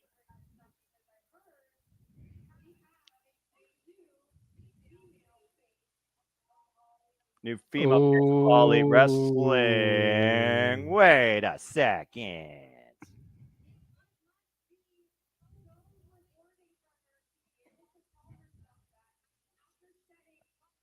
After shedding blood, sweat, and tears in this very ring and building such company from the ground up. Yeah, quote unquote. Must feel great for her. But you be the judge. CEO.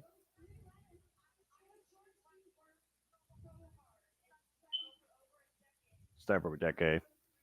Turn those 3 letters.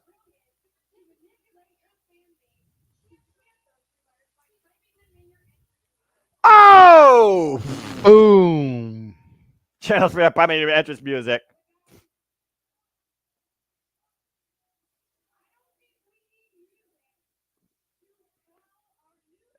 And family music, tell your friend. The only 3 letters in this company. D.M.D. Accurate. What? It's a horn blaring. There's a car rolling up. Who the hell's that? Oh, wait a minute. Well, there's the 3 different letters for you. I'll let you decide what those 3 letters are, folks.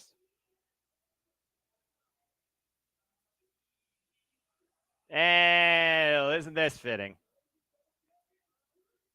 The EVPs welcoming in the TBS and Strong Champion.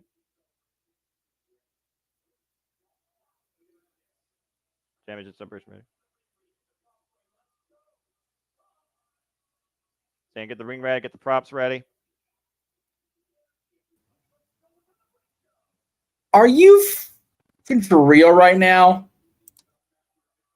Well, I mean, what would it be without Matthew and Nicholas Jackson cutting the DMD off for the CEO celebration? They're cutting off a pillar. Oh, God. Well, we all said you need to go for a heel. I guess that's the way to do it, is line her with the young fucks. Well, I mean, hey, she doesn't have an executive cabinet, so I guess the next best thing you hired is those prop acts. Oh, my God. Poor Britt. Blatant disrespect to the DMD as the CEO has entered the building.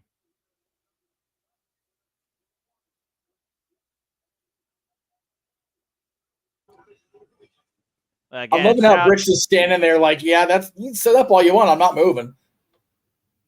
I mean, Britt's probably just, abruptly surprised as we all are. Britt is going to kick her fucking head off, and I'm here for it.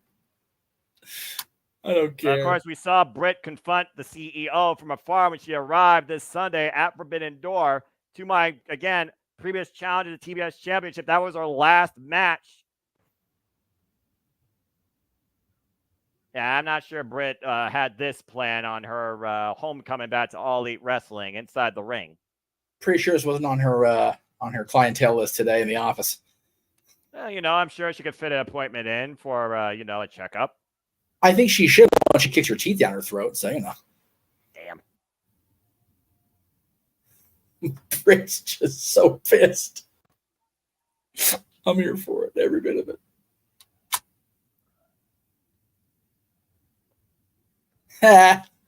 She's all mad. D.M.D. Good for her. I don't wait. Britt's smiling now. I like that. Let's see.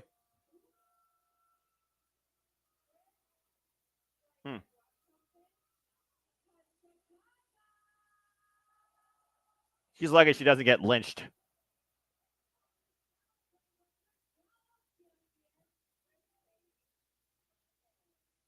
And it doesn't look like nobody's ready for this celebration or wants to go to it or both.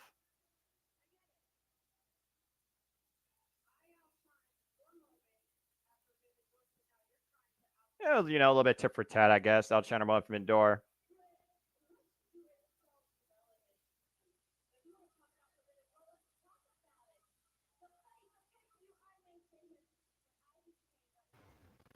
She just called Britt irrelevant to her. Like, what the fuck?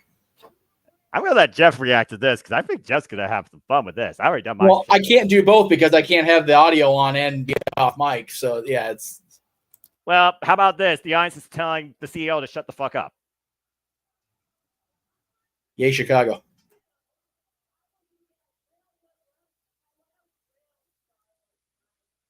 Says what a real star looks like.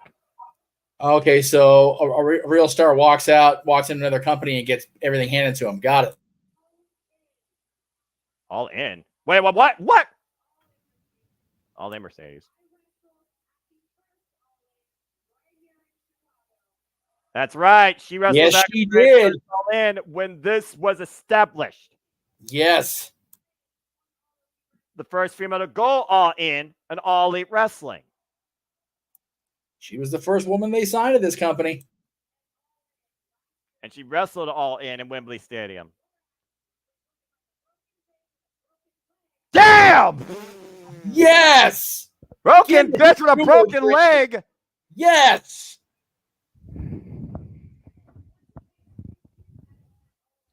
And she must have fed Moné all in. We knew it was coming. Oh, she did not. Yes, she did. Whoop that trick. Whoop that trick. Oh, my God.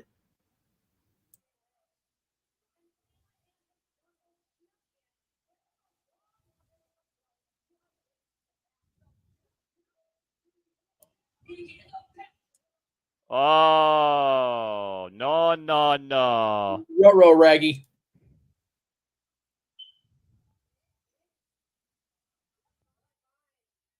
That's it. What line?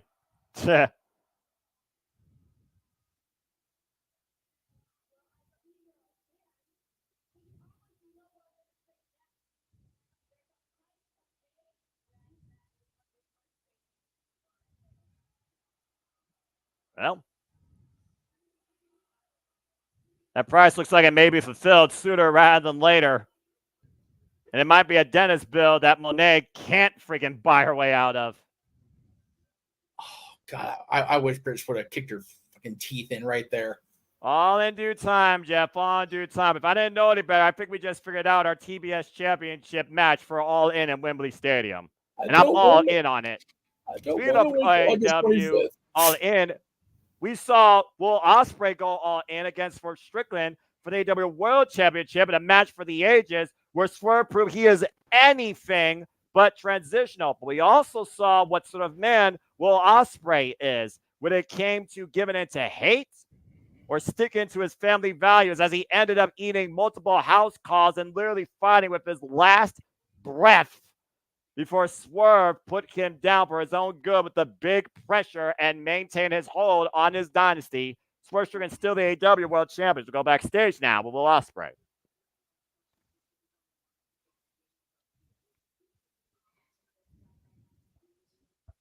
Ospreay with some kinesio tape of his own there on his upper arm.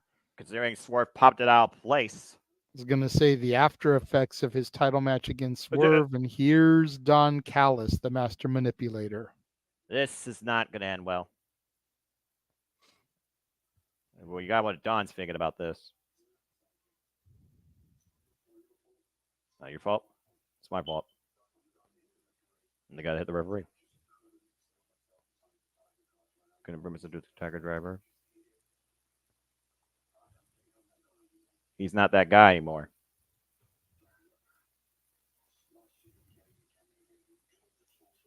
He gave him the tools to beat Kenny Omega last year. Just make him get better. Gave him Chris Jericho at All In.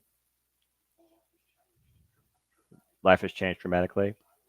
Look at the expression on Kyle Fletcher's face in the background there. Yeah, his heart broke. Want to be he wants out of the Don Callis family for good.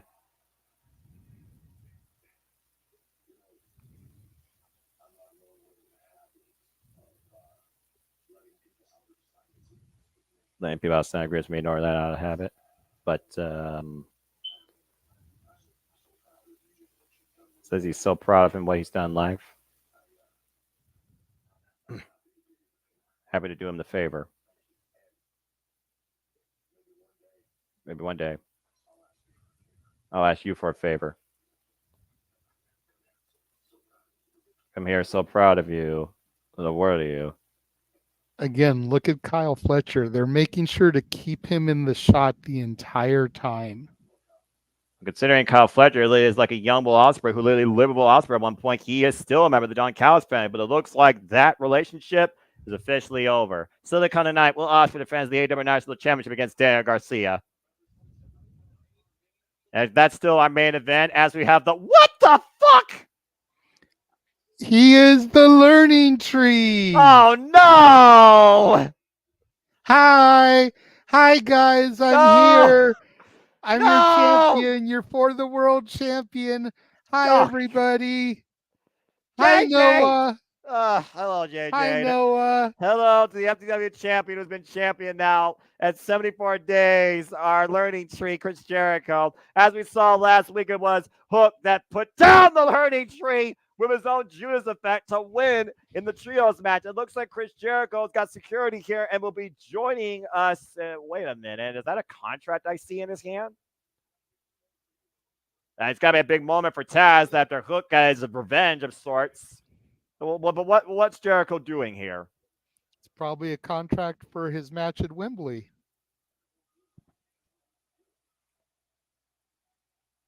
Notice all the security hanging around the announce table.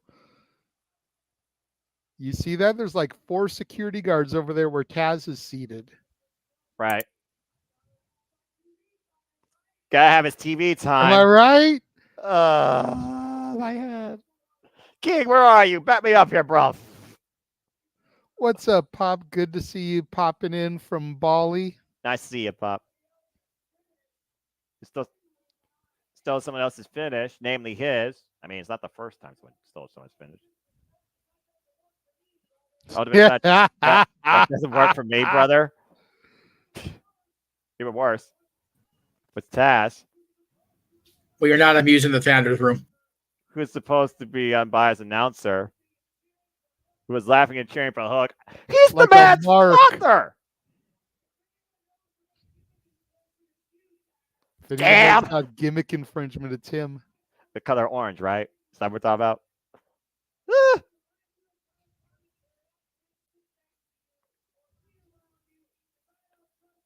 Can't sit next to him, doesn't trust him at all.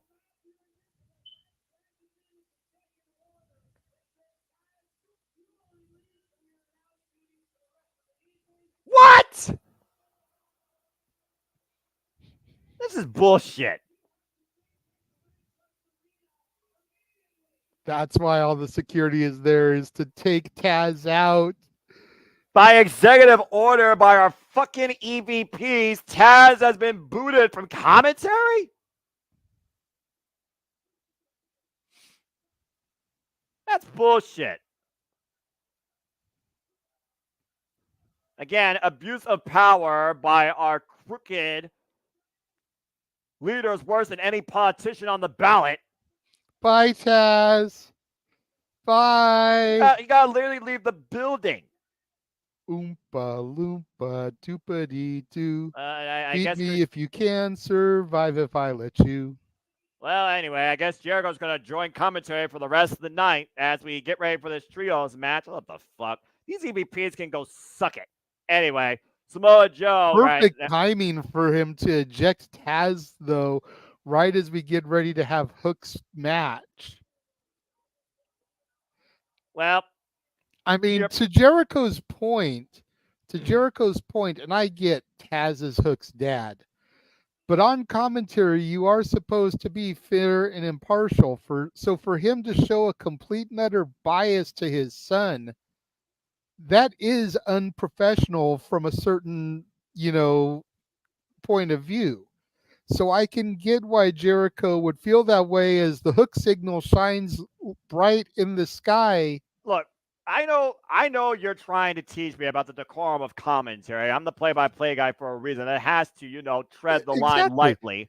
But you are completely fair and unbiased. The fact of the matter I have never really heard you be partial to any individual, with the exception of maybe Aubrey Edwards and the Bunny. Okay, first off, don't go there. Whereas I, as your color analyst, am kind of allowed a little bit of leniency on certain things because otherwise it makes for dull commentary, because me and you have a lot of the same favorites. So if I don't play up the occasional thing like a Jeff Jarrett, like a Chase U, something that really kind of irks you and gets under your skin, commentary is just going to be fucking boring. Now, I guarantee you this trios match is not going to be boring, and maybe Jericho will learn some after Hook dropped him with his own move. I still think personal bias more on Jericho than Taz's part, with the fact that Jericho was dropped by his own move, and all that is right now bruised is Jericho's ego. Because right now, Taz has been removed from commentary courtesy of an executive order by the EVP signed off by the Learning Tree as we get ready for this trios match. Cage of Agony taking on Hook, Shibata, and Samoa Joe.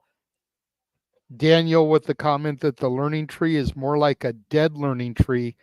I have a feeling, Daniel, and I could be wrong here, but I have a feeling that the Learning Tree gimmick is going to end up like the old Shel Silverstein book, The Giving Tree.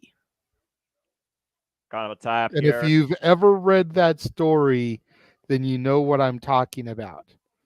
The Giving Tree. Did you ever read that story, The Giving Tree? It sounds familiar, but I can't recall it right now. So The Giving Tree, the long and the short of it, I'm going to summarize it real quickly.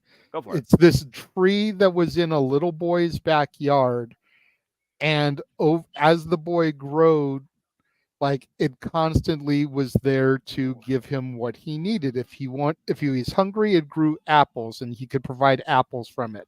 Gotcha. If he was hot, it provided shade. To the point where the Giving Tree was finally so old and withered, it had nothing left to give except its stump, because it had been cut down and like withered away, and the boy had somewhere he could sit now. Like the tree gave all it could till it could physically give no more, and was just a stump. I have a feeling that's what the Learning Tree gimmick is designed to be. Like, it's gonna give and give in these heelish ways that we don't really care about until it can give no more. How much can Brian Cage give to Katsuyori Shibata until he can't take no more after taking him down with that clothesline? Shibata, though, picking the ankle here, getting back to in-ring action after that great lesson and novel summary by you, JJ. And it kind of reminds me of that clip where Courage grew a tree, and it basically gave everything it could, even if it was cut down by Eustace. When I was once a wee lad, I watched that show. And at the end of the day, it gave so much and everything it needed that it still could have gave more, but it still gives in memory because the stump was left as a rose grew from the top of its stump.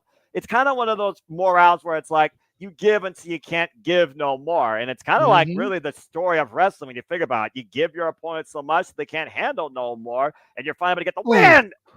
As he stun guns Hook across the top rope, and Bishop Khan with a big boot drops Hook to the outside.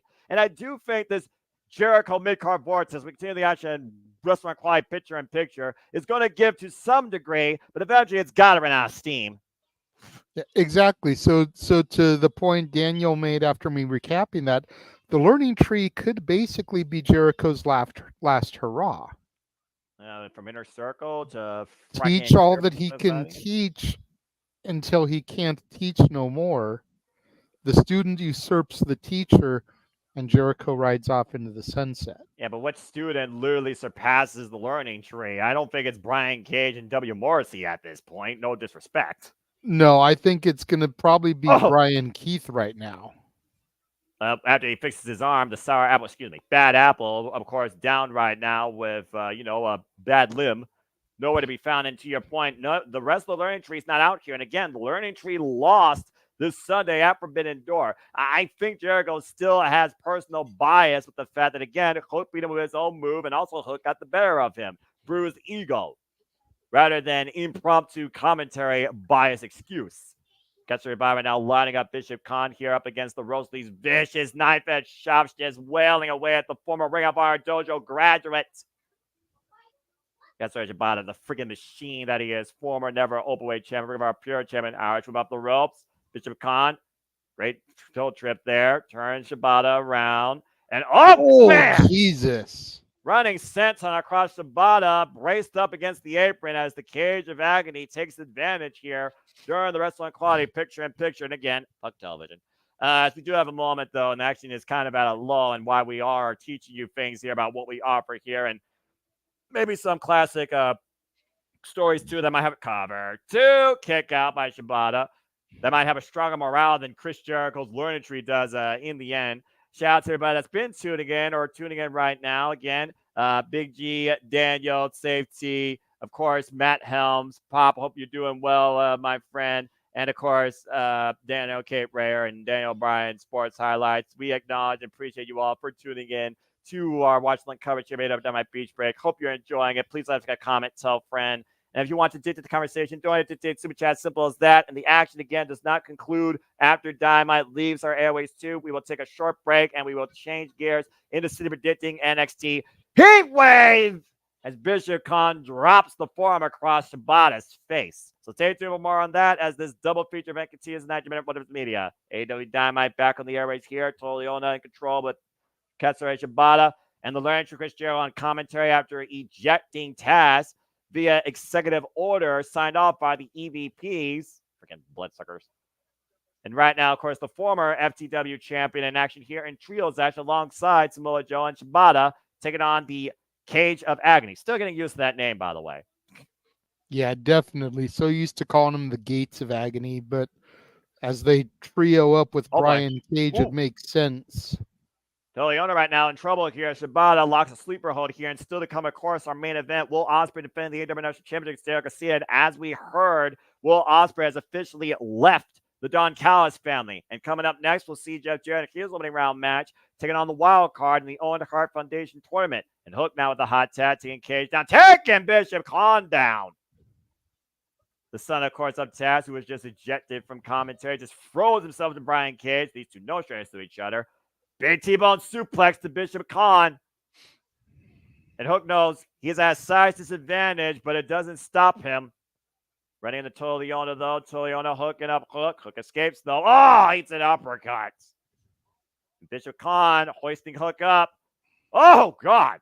Gutbuster. Cover by Khan. And kick out. Strong legs by Hook. Hook's got more range in his reach and more power and explosivity when it comes out of his legs, when it goes to those, just throwing those flying lariats into his opponents. Oof. And of course, the learning tree, JJ, was first established after Hook. Oh! Took on Jericho and lost the WWE Championship. Cover by Toliona, and Joe comes in for the save. The fact that Joe's become the new learning tree or mentor for Hook, I think is very interesting. Oh, God! Cross collision there. T-collision by Toliona. Wiping out Samoa Joe. Now Brian Cage taking advantage of Shibata. I believe Hook is still legal. Shibata driven face down. Brian Cage repeatedly face up for the WWE title. And thank you again to everybody watching across all at the outlets here, the Multiverse of Media. And counter the DDT. Counter. Tremendous counter.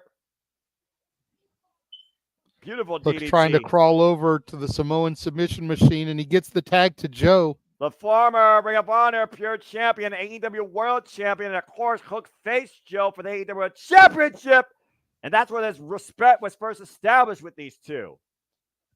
Ducks out of the way of the elbow drop. Totally on our Irish whip to Joe. Joe out of the corner. Oh, sit down! Massive Uranage by Samoa Joe. Manhattan drop to Brian Cage, taking him down with a big boot. We got the Samoan submission machine. We got a young up and rising suplex machine. And then you got the machine himself, the wrestler, Katsuyori Shibata. Literally got trios of killers. Triple offense here demonstrated as Katsuyori Shibata hesitation. Drop kick in the corner to Toleona. Like that camera angle that they got there, you could really see the height and the stall on Shibata's drop kick. Running senton from Joe for the pin.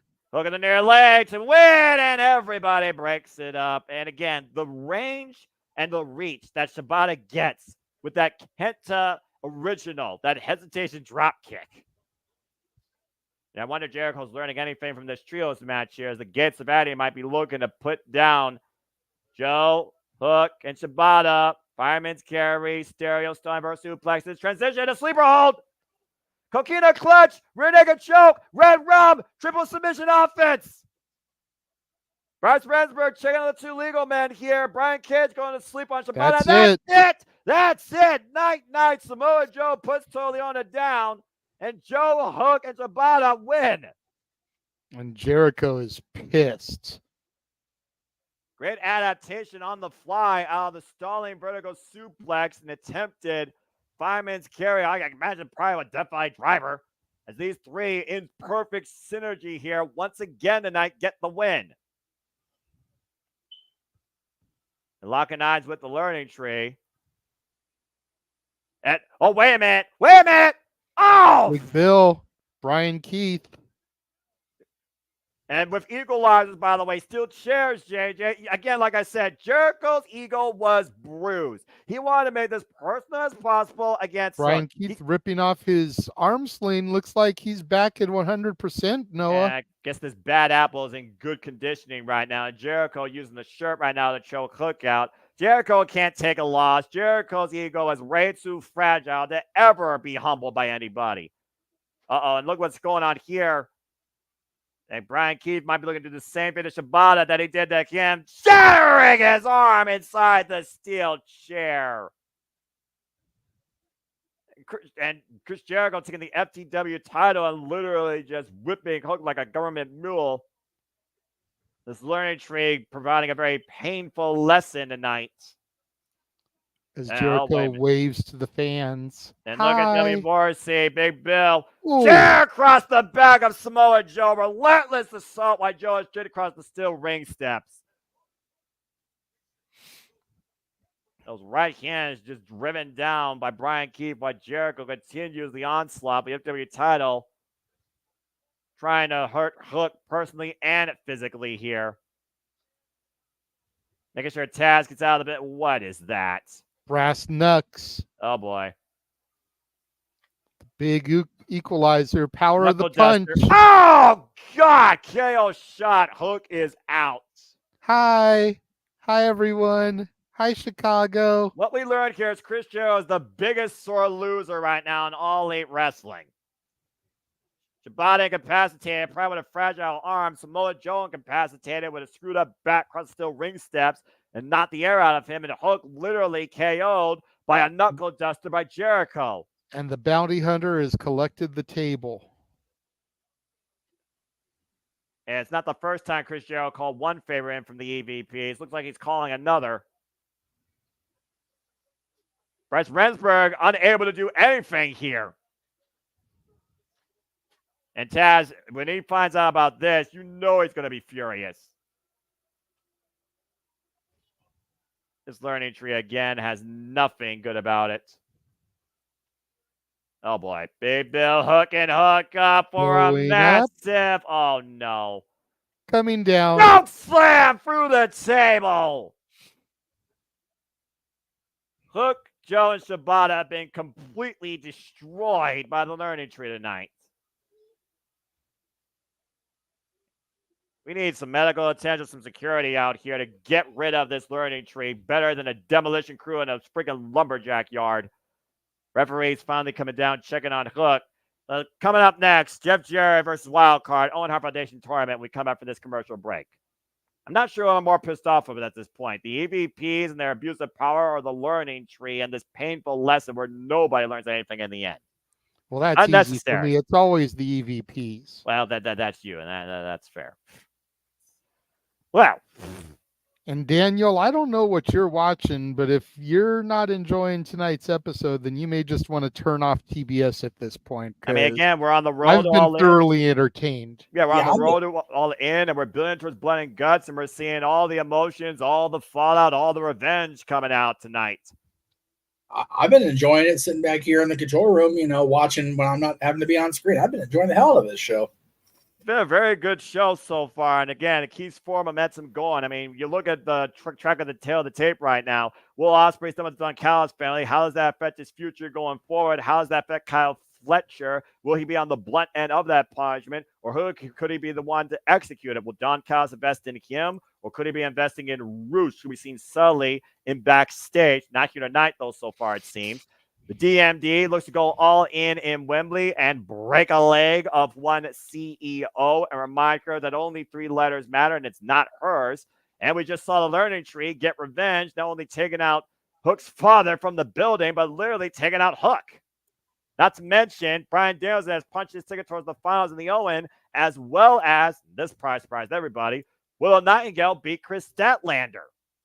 That one surprised me more than anything. I'm not going to lie. Yeah, right?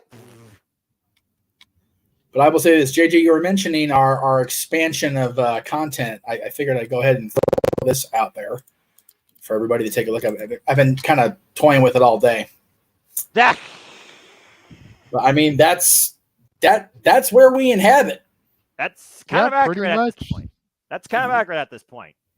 So I'm here for every bit of it. It's awesome that and we can possibly more. I mean, now that we have the subscription to Title Match, if there's another event that's coming around that we want to try to do, not just Mission Pro, we can do those, ladies' night out events. Yeah. There you go. Yep.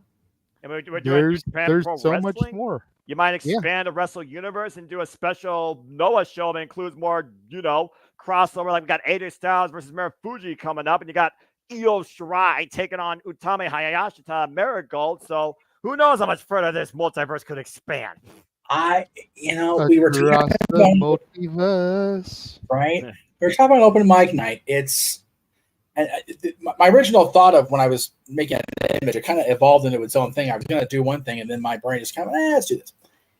There is so much possibility. We've got WWE and TNA clearly working together. Well, I'm going to be quiet because off we go. Yeah, because we're back in your world, his world, my world. It's time for the Owen Hart Foundation quarterfinals match, the last quarterfinals match. It's time to see if the man close to Owen, this entire company, advances forward, the entire entourage in his corner. Time to see who the wild card is, taking on Double J himself, Jeff Jarrett. Well, we know it's not going to be Jay Lethal's. He's out there in khaki shorts and a polo shirt. We know it's not going to be Sanjay Dutt or Satnam Singh, as they're both out there dressed to the nines in suits. Yep. So it's not going to be anyone from Planet and Jarrett. We're not going to get a swerve in that aspect, bro. Well, whatever the case, he's going to earn. Aubrey, shit. Aubrey's the referee. JJ, you stop it. She holds the most integrity, all right? This isn't about bad blood with Karen Jarrett anymore. She retired that bitch when she beat her, and she's retired too. This is about who deserves to move forward. So who the hell is the wild card taking on Jeff Jarrett? Let's find out. Remember, Matthew and Nicholas Jackson selected this wild card. And I see a horse on my screen with fire in his eyes. You know what that means. Cowboy Shiznak is back. Hammond Adam Page. Damn it. And he's coming out of the babyface tunnel. Yeah. And Jarrett clearly came out of the heel tunnel. I was going to point out, very respectful, decorum level kiss with him and Karen. He walked the ring very somber, very just matter of fact. He's not being the last outlaw here, the king of the mountain. This is just Jeff Jarrett. Exactly. That's why I love this. That's why I want Yes. him to go so badly. But throwing him in the ring against the Hangman, the odds are definitely stacked against him unless the dumb fucks come out here and cost Hangman this match. I was going to say, Again, considering he is hand selected by the Bucks, could all be part of the story. It could all be part of the angle. Yeah. Well, bell rings are underway. Again, this is our last match in the Owen Hart Foundation Tournament quarterfinals. The winner of this match has Switchblade Jay White waiting for them on the other side. Date to be determined. First time ever matchup. Heyman Adam Page versus Jeff Jarrett. Two desperados, two cowboys, two wild men squaring up here. Carnival tie-up here. Of course, Heyman Adam Page, former AEW World Champion, and has not been seen since he was suspended after his actions at AEW Revolution against Samoa Joe's first string in the AEW World Championship match. It's one of those things, though, JJ, again, when you don't know who you're coming in against, that has to play to your disadvantage because Jeff Jarrett didn't know he was facing Heyman Adam Page. Jeff Jarrett had no way to prepare for this. And Heyman Adam Page hasn't, truth be told, Jeff Jarrett hasn't been in action a lot, but Heyman Adam Page also hasn't been in action at all either. So it's going to really come down to whether ring rust or inexperience plays a factor here versus hard determination. That's fair. And both of these men have something to prove. I mean, both men, former world champions. Hangman Adam Page, arguably the worst world heavyweight champion in AEW history. And a lot of people consider Jeff Jarrett one of the worst WCW champions in the company's history. Jeff Jarrett, former NWA, AAA, WCW, WWF, European Intercontinental, TNA, and King of the Mountain champion. Former tag team champion with Owen Hart for 70 days back in 1999 after beating Ken Shamrock and the Big Boss Man. 9 successful defenses during their run before Owen Hart's passing. And, of course, the kind of nights to our main event for the AEW International Championship, Will Ospreay defends against Daniel Garcia. Jeff Jarrett following up the boot to the back of the head and the leg. Wow, God, take it down with a lariat. Just as he was trying to turn the tides, Heyman Adam Page with one stiff shot snuffed that out. And Darren, I'm going to disagree with you. I think Adam Cole and Britt being the inaugural were perfect because Owen and Martha, the couple, you know, Britt and Cole, the couple, that made perfect sense. Jarrett makes sense winning it this year because of it being the 25th anniversary of Owen's passing. And that's the caveat, especially if you've watched that unscripted, uncut, unfiltered 9-minute promo by Jeff Jarrett. Heyman Adam Page hoisting Jeff Jarrett up. Oh, no. Oh my God. Buckle. Oh, man. Power bombs him on the edge of the ring there. Well, you talked about, again, the age also of Jeff Jarrett. This guy's in his lower 50s, by the way, as Jeff Jarrett's been in this business for over 2+ decades, as he's literally wailing away against the steel ring steps. Him and Adam Page in here with a whole different level of animosity. As we continue this match in picture-in-picture, can Jeff Jarrett advance? This is, again, fuck television, fuck commercials. I'll be trying to get both these men in the ring. Again, what's going over Heyman Adam Page's mind? We saw in those silhouettes a broken man left alone, lost everything. Swerve Strickland holding the richest prize in All Elite Wrestling, where he said he'd rather be dead than see that happen. Is that more on his mind tonight versus facing Jeff Jarrett? The front face lock as Heyman Adam Page has Jeff Jarrett on top of the steel ring steps. Oh, man! Oh, Jesus. DDT face first. Heyman Adam Page bringing as much punishment as possible, unleashing all his pent-up animosity tonight at the expense of Jeff Jarrett, as Arby's trying to get both these men back in the ring here. A spot in the semifinals of the Owen Hart Foundation tournament on the line. And again, the winner of each tournament will go on to All in Wembley Stadium to challenge for the AEW World and Women's Championships, respectfully. Amen. I agree with Jeff's point earlier in the chat room. They clearly came out of the wrong tunnels as Heyman Adam Page is acting like a bitter heel and a dick, whereas Jeff Jarrett is coming at things and approaching things kind of humble. It's definitely not typical Jeff Jarrett mentality in this match. No, and you consider this man's track record in AEW, trying to steal the AEW International Championship from Orange Cassidy at one point, trying to steal the AEW Tag Team Championships at one point, using Mark Briscoe as an ally for their own selfish endeavor. It's none of that. Very like it is covered by the Hangman, 1 boot, 2 count, says Aubrey Edwards. To your point, again, this is truly the most important thing, Jeff Jarrett's words, in his entire career, because it's about honoring his late and great friend, Owen. And Jeff Jarrett right now trying to fight back with these body shots on his knees, trying to take the Hangman down. Once again, back to the dominant position. Big forearm smash by the Hangman, rocks Jeff Jarrett to the ropes.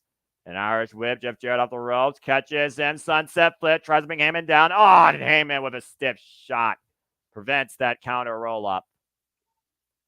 So yeah, that move doesn't work for me, brother. I'm not going to sell for you. It's a different mindset, him and Adam Page tonight, clearly, as the man has been no words prior to this, prior to anything. This guy's been MIA from the world pretty much since March.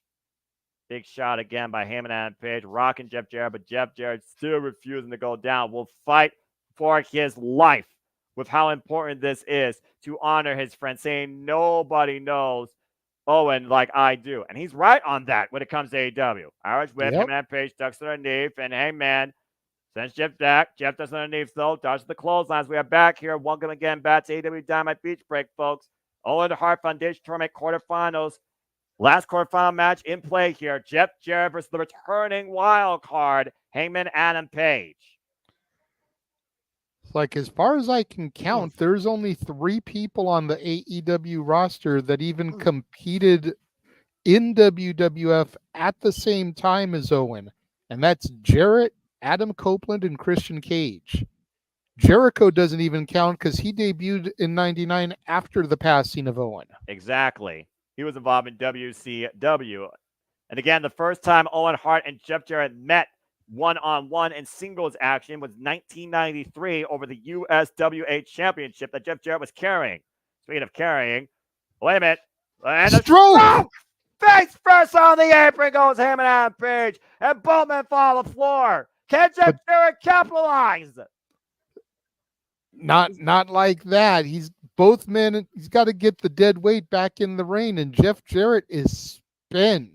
But also, Adam Page at least is moving. Jarrett, you can see he's breathing, and that's about it. Yeah, but again, JJ, you know as well as I do, count out could also be the difference here. Count out means you advance. Double count means both men eliminated. Up to 7. Up to 8. Jarrett up to his feet back inside the ring. Up to 9. Aubrey and Heyman breaks the count. Last possible seconds. Jarrett thought he had it there via count out. And again, this Saturday on Collision, Jay White awaits the winner of this match. And Jeff Jarrett teeing off against him and Adam Page. Doesn't need the big shot. Once again. Side Russian leg sweep. And now Jarrett changing gears. Figure for a leg lock possibly. Up kick though by him and Adam Page. Blocks the boot again. It's a great by Jeff Jarrett. Very Owen Hart-esque in that leg, no! How cool would it be to actually call Jeff Jarrett winning heading into the semifinals of the Owen Hart Foundation tournament? But the arm wringer looking again. For the... Damn. Oh, that fought. Irish whip. It's Heyman. Uh-oh. Got Jarrett hooked. Jarrett sits out the back door of the Deadeye, though. Roll through, and Jarrett steps through, traps the leg. He's going for the sharpshooter, Noah. And Heyman and Page aware of it, though. Hitting the crown of Jeff Jarrett. Backs off Jarrett for now. Once again, hooks Jeff Jarrett up, and Heyman and Page. Deadeye! At this point, Heyman can just cover the man, I think, right now. To your point, Jeff Jarrett is not as spry as he used to be. That might be it. But Adam Page being cocky and arrogant, not going for the cover, just letting his adversary lay there. Is it arrogance or something else on his mind? Well, we all know the Hangman. He's going to be looking for that buckshot lariat, the Logan lariat. Yeah, but listen to what the crowd's chanting. Remember, he did not want to exist in Swerve's house with Swerve as champion. And to your point, the elbow pad off. Hangman in position. Is it high noon? Oh, Jarrett collapsing.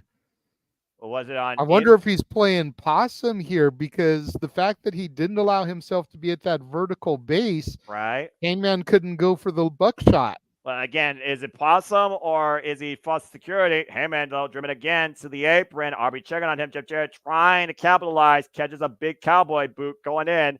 Jeff Jarrett, though, still on his feet. Heyman looking for a buckshot. Jeff Jarrett, double leg takedown. Stepping through. He's got the sharpshooter on him. He's got the sharpshooter on him. Fully applied. Middle of the ring. Heyman on Page. Turn away from the ropes. Will Heyman tap? How poetic would this be for Jarrett to win this with the sharpshooter, Noah? To advance the semifinals as Heyman finds his way to the ropes. I cannot believe I am this fucking invested in Jeff Jarrett winning a match. Damn it.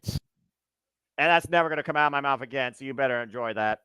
Jeff Jarrett right now, apoplectic, thinking that was his moment as Heyman on Page finds reprieve with the rope break. Heyman and Page, though, those legs compromised positive for the buckshot lariat. Stun gun, though, by Heyman to Jeff Jarrett up against the rope. High noon, loaded, buckshot, lariat, bang! And knuckle over the cover, but the ground and pound, mounting Jeff Jarrett. And Jeff Jarrett came to defend himself at this point. Completely uncalled for here, hooking up Jarrett again. And Heyman got Jarrett inside dead eye. The cover hooked off our leg. Heyman advances. That was a hell of a fight by Jeff Jarrett tonight, giving his all for Owen as Sanjay Dutt and crew comes down. Heyman and Page, though. Once again, take a look at the bracket. Once again, Aubrey Edwards screws Jeff Jarrett because she didn't call for the disqualification when Hangman Adam Page was being a punk bitch and using closed fists on an already down and prone Jeff Jarrett. Okay, Where was the concern for the in-ring competitor from our unbiased referee? Aubrey literally was forcing Heyman to get off him, and literally Heyman's like, okay, fine, I'll finish him off, okay? You know that was not for 5 seconds. The bottom line, Jeff Jarrett fought his heart out, and it just wasn't enough. Speaking of fighting, we go backstage to the learning tree. Oh, come on! This is unnecessary here. And Hook being checked by the doctors and trainers, the learning tree continues. The fireball by the Wizard! What the hell is this?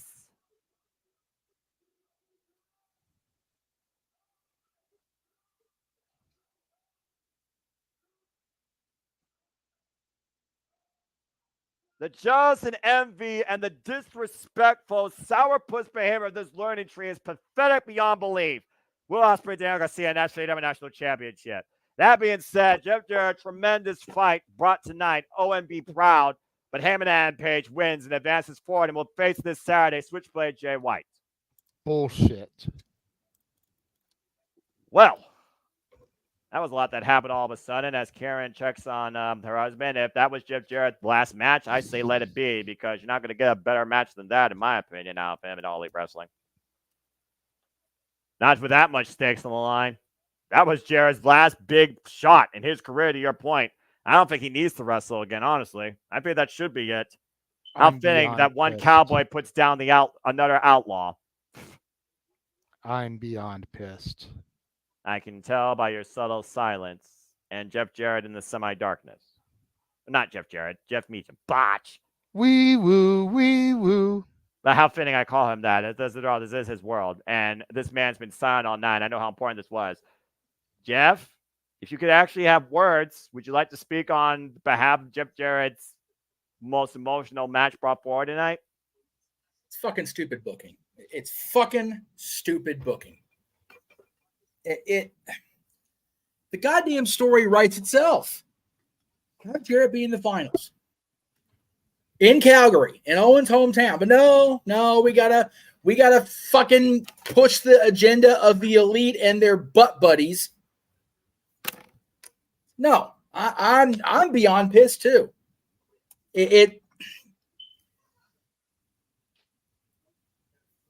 personal bias or whatever aside, you have the guy, for all intents and purposes, that has been the cause of this decline because of the removal of CM Punk from AEW. Instead of these yokels being treated as they should, with disdain and being put on timeout like the punk little kindergartners that they are getting an extended push, and the guy that really got the train rolling down the tracks is now in the finals with the possibility of becoming the number one contender, because the guy who he's been beefing with almost the entire time they've been in AEW together happens to be the world champion. It's bullshit. It's bullshit.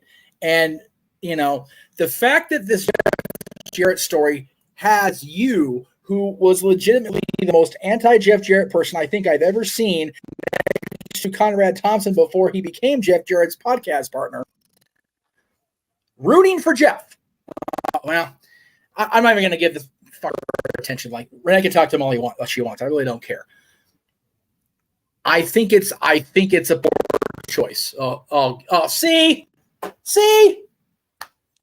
Somebody relay comments. Look, it's Krusty the Clown with Sideshow Bob and Sideshow Mel. They're totally kissing up to him after they suspended him. He still looks like all bitter critter about it. Looks like he's gonna, haul off and hit Matt across the face, which I wouldn't have a problem with, by the way. Oh God. Well, he hasn't said a single word yet. So for all we know, he's just waiting to find the opportunity to buckshot layer one of these two's heads off. And he might. Well, got him by the shirt collar.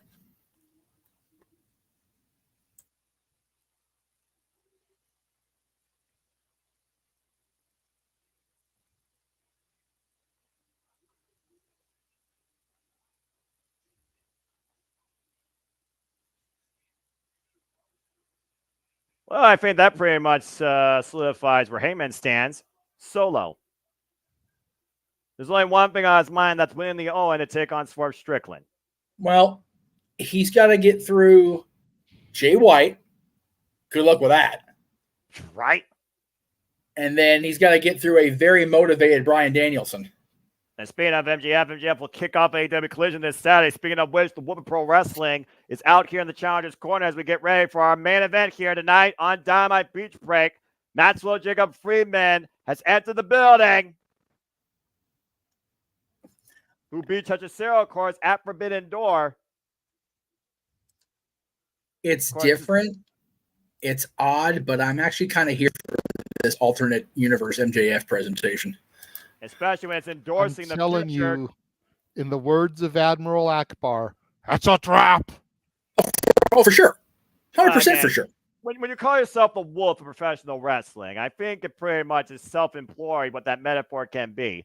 Daniel Garcia on an 8-match winning streak, though. 2024 singles were 10-2-1, challenging tonight for the AEW International Championship against the Big Will Ospreay, who has officially left the Don Callis family. This gentleman has been endorsed by both Will Ospreay and MJF, to the point MJF offered him an opportunity to face him one-on-one at All In Wembley Stadium. But he says not about that tonight. This is your moment, and I'm going to be in your corner. Can Daniel Garcia claim the moment, though, and claim his first piece of gold AEW? He's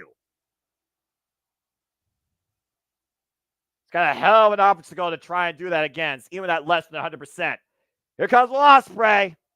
The All Elite Bruv in the house. And have you noticed the person at ringside that's dressed like Ospreay?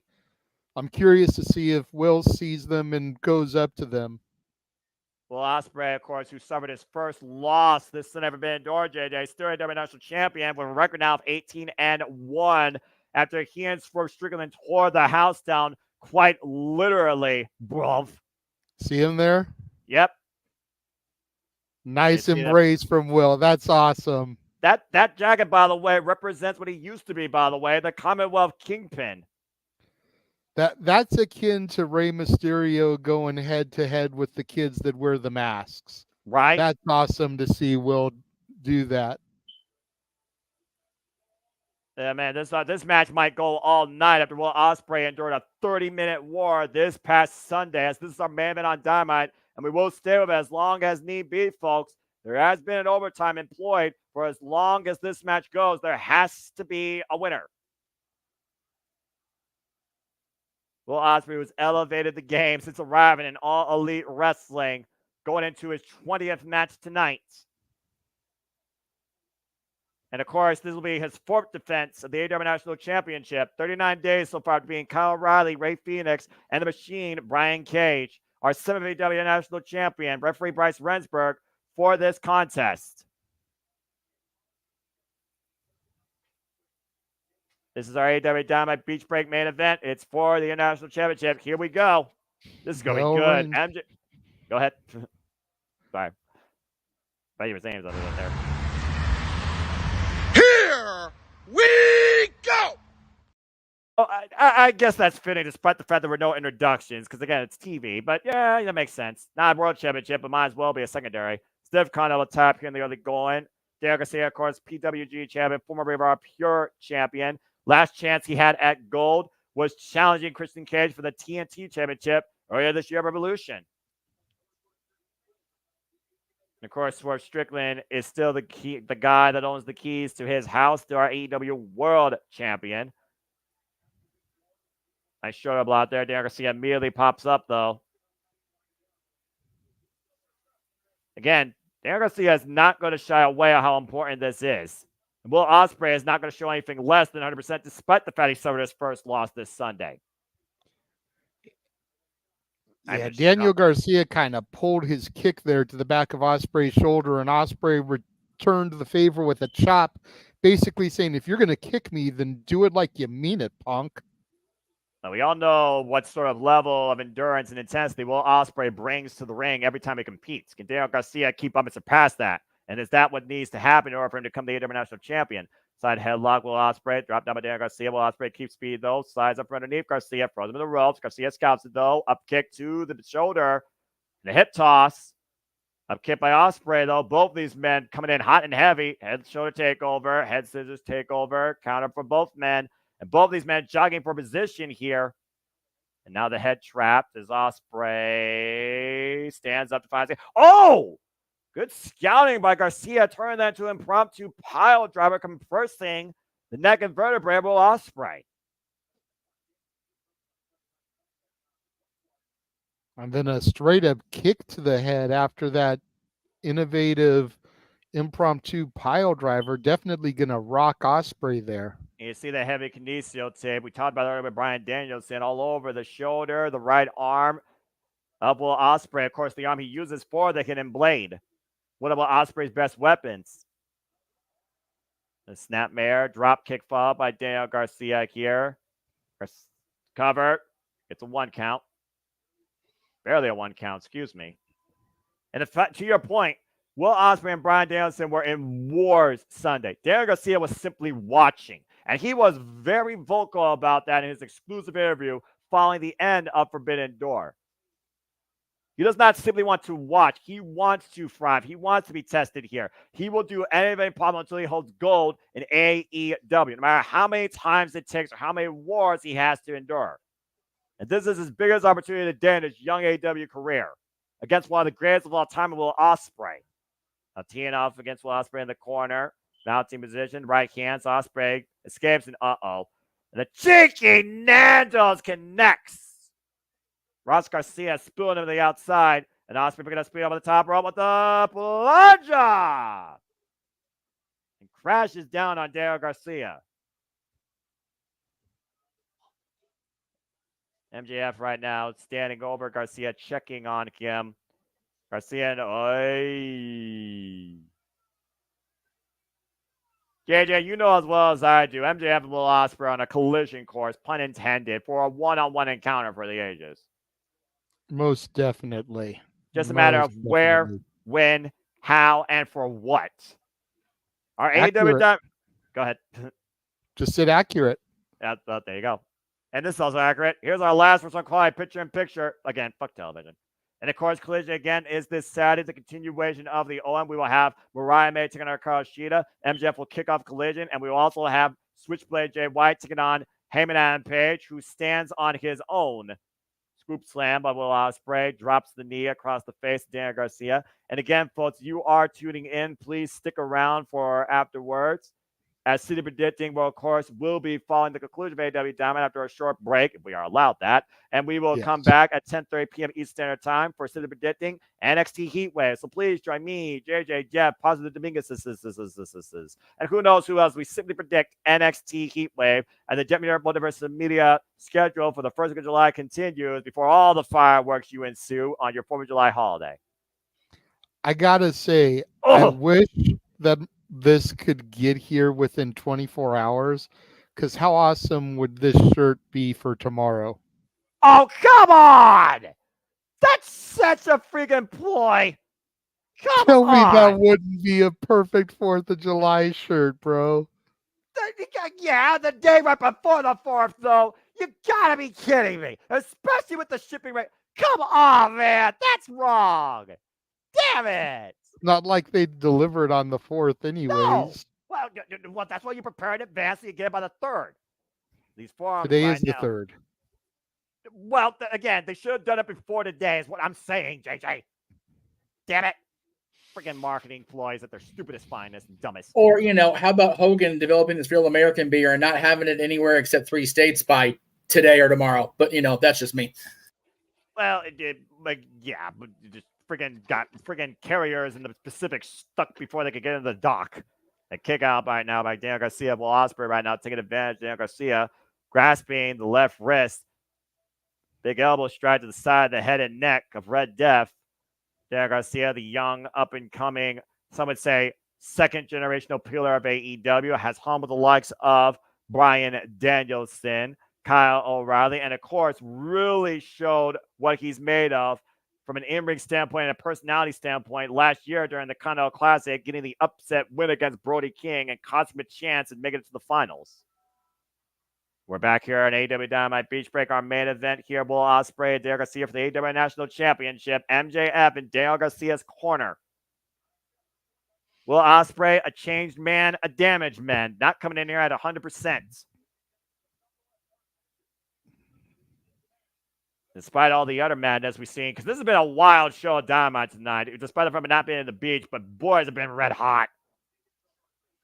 Yeah, I agree.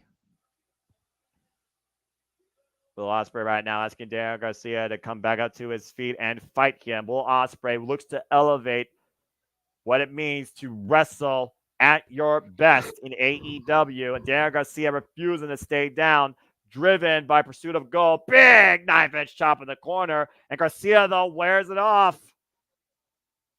Garcia absorbing the contact, now teeing up against Will Ospreay, driving him to the corner, just wailing away with these overhead forearms. That's Bryce. Oh, God, that boot. High kick, and again, no effect. Garcia sits behind, sits around. Nice net breaker. Pops the hips, maintains control, follow-up net breaker. Might be looking for the hat trick. Hoisting Ospreay up. Ospreay up and over, though. Pushes Garcia off. Both these men, again, speed game. DDT! Deep DDT to Will Ospreay. And another swing net breaker. Further impact. Here's the cover. Hit the far leg. And a kick out at 2 by Ospreay. But you notice Will Ospreay's still been worn down just in these last couple moments, JJ. Woof. You hear the crowd, and of course, we will be back here not only after City Predicting NXT Heatwave tonight, following Dynamite. We'll be back here Friday covering AEW Rampage Beach Break. Roots will kick on Ray Phoenix one-on-one, and the Owen Hart Foundation tournament will continue on the women's side in the semifinals. Mariah May will take on Hikaru Shida, and of course, Collision follows Saturday. Great phenomenal form by Will Ospreay. Here's the cover, hook on the far leg. Garcia kicks out at 2. And, of course, we also will have Timeless Tony Storm in action, taking on Trish Adora of Ring of Honor and the NJPW Academy. And the Owen Hart Men's Tournament semifinals will occur as Heyman Adam Page, who has said he is not with the Elite, thank Christ, takes on Switchblade Jay White. And next week, Wednesday, the finals of the Owen, we will cover here in the Multiverse Media. It will be Bryan Danielson versus Heyman Adam Page, Switchblade Jay White, and Willow Nightingale taking on Mariah May or Hikaru Shida to crown the winners of the Owens. Plus, we will hear and see the return of the AEW World Champion, Swerve Strickland. And that's just what AEW offers. Is again, Super Predicting at night. And then Friday, of course, we'll be back covering Rampage. Saturday, we have Super Predicting Money in the Bank and coverage of WWE Money in the Bank. And Sunday, we will be covering NXT Heatwave here at the Multiverse of Media. Stay tuned for more on that as this Red Hot July is just getting started for professional wrestling and us here at the Multiverse of Media. Garcia, though, looking to fight Will Ospreay all night, if need be, in pursuit of the AEW International Championship, JJ. And Ospreay literally giving Garcia a free shot here. You don't want to do that with somebody who's hungry like Garcia. Yeah, those Tojachi Kawada kicks, though, and Garcia. All right. And Garcia giving his own mind games to Will Ospreay with the. Oh, that's a whole different form of teabagging. Oh! Backdrop suplex to Will Ospreay. And Garcia showing that sports. What? God, Spanish fly covered by Ospreay, too! Kick out. Garcia able to kick out after that crazy exchange. The way Garcia got bent up and over. Double underhook. Ospreay might be looking for the Stormbreaker denied. Looking for the back body drop. There, Garcia. Oh! Counter plan. Ospreay falls in the cover. Kick out. And again, this is our main event. And we are going to stick with this as long as needed. But fuck television. They still got to get paid. Will we see a brand new AEW International Champion, or will Will Ospreay once again prove why he is one of the best that wrestle? Again, sunset flip. You're going to see a counter. Ospreay, though, hook up both legs. Kick out. Great pinfall attempt there by Garcia. Wall kick by Ospreay. Step up into Seguri. Rocks Garcia. Still changes on his feet. Follows up again. Garcia does the the clothesline. Spanish fly. Never mind. Up and over. Hooking up Garcia. Power bomb. High stat. 1, 2. No. The kick out of position. Styles Clash connects. Ospreay with the cover. Garcia gets the shoulder up at 2. Holy hell. You see MJF right there watching on in great anticipation there, JD. What's got to be going through the Wolf of Wrestling's mind right now? It's a good question. I think he's trying to pick his poison. I could see him trying to set up Ospreay to have a match with Ospreay. MJF would have nothing to gain by fighting Daniel Garcia. Huge pile driver there. But with the way MJF was touting himself as the best wrestler, for him to go up against Ospreay, that would be huge. Garcia right now with the rear naked choke, attempted sleeper hold here. And Ospreay still on his feet, though. Ospreay, though, transition. Now Daniel Garcia changed position to a guillotine, trying to take the All Elite Bruv down. If he falls forward, that might lead to a new AEW National Champion. Ospreay kind of, though, throws him off. Gorebuster sorts. And now Hook Garcia, double underhook. Ospreay looking for the Stormbreaker. Impaler DDT denied. Ospreay picking up speed. Oscutter denied. Garcia catching him. Now hooking up Ospreay. Pile driver! That's gotta be it, cover. Hooked on their leg. No! Whoa! Ospreay isn't even kicking out with a 40 in these covers, JJ. Why we were out of sync, and I see why, but that's okay. We're still calling this red hot action. As, of course, we will go all out in Chicago, coming back here to the Now Arena. Friday, September 6th for Collision, Saturday, September 10th for September 7th for AEW All Out. Garcia might be looking at MJF for motivation, for advice, or for the Dynamite Diamond Ring to prove he may be willing to do anything. He's giving it to Garcia. Meanwhile, Garcia, though, got rolled up by Ospreay. Cover. Reversal. Garcia, shoulders down. Predicaments here. Body stroke created by Ospreay, and Garcia able to find an escape. What? God, taking up an Orlando lariat. MJF pleading Garcia to use the ring. Garcia, is this how far you're willing to go to become a champion in AEW, though?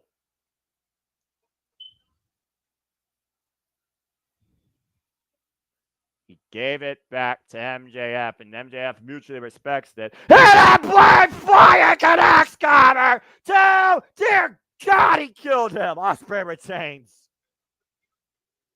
That momentary choice of morale, JJ, just cost Garcia everything. Yep. I don't think MJF meant to inadvertently cause Daniel Garcia, but in a way, you kind of could chop this up with an impromptu assist. A hair's breadth away from a brand new AEW International Champion, Will Ospreay still holds the gold. Yep, and I know I'm a little bit ahead of you. Garcia in the corner just crying. Ospreay trying to console him, basically telling him it's okay, bruv. There's always next time. Yeah, right now I see giving him a Ospreay round of applause before exiting out of the ring. MJF in now. Right now I see, to your point. But again, JJ, how far is someone willing to fight in this business to get what they believe is theirs, only to come up short each and every time? We talk about Double Champion D.M.D. This business not only breaks you physically, it could literally destroy you mentally. And how much more can Daniel Garcia take? He lost again. MJF telling him, that was on me, that wasn't on you. You busted your ass. These people still love you. MJF helps him up to his feet. Yeah, I heavily admire Daniel Garcia. I mean, how can you not respect Raises the his effort? arm. How can you not respect the effort of Red Death? As I see Will Ospreay finally leaving the ring. Embracing him. Your heart's got to go out to Daniel Garcia. And he kicks him in the nuts. MJF just took Daniel Garcia to Dick Kick City. One-way trip. There's a reason he's our scumbag. This nice guy act could not last for too long. You look in his eyes. Yeah, the embrace and the show of respect by Will Ospreay, and the embarrassment and the act. And he's putting on the Dynamite Diamond Ring. He's back. Well, he is our scumbag. Again, I may not be there, but I'm about to see that again. The embrace. Dynamite Diamond Ring to Daddy Magic as he tries to come in to help Garcia.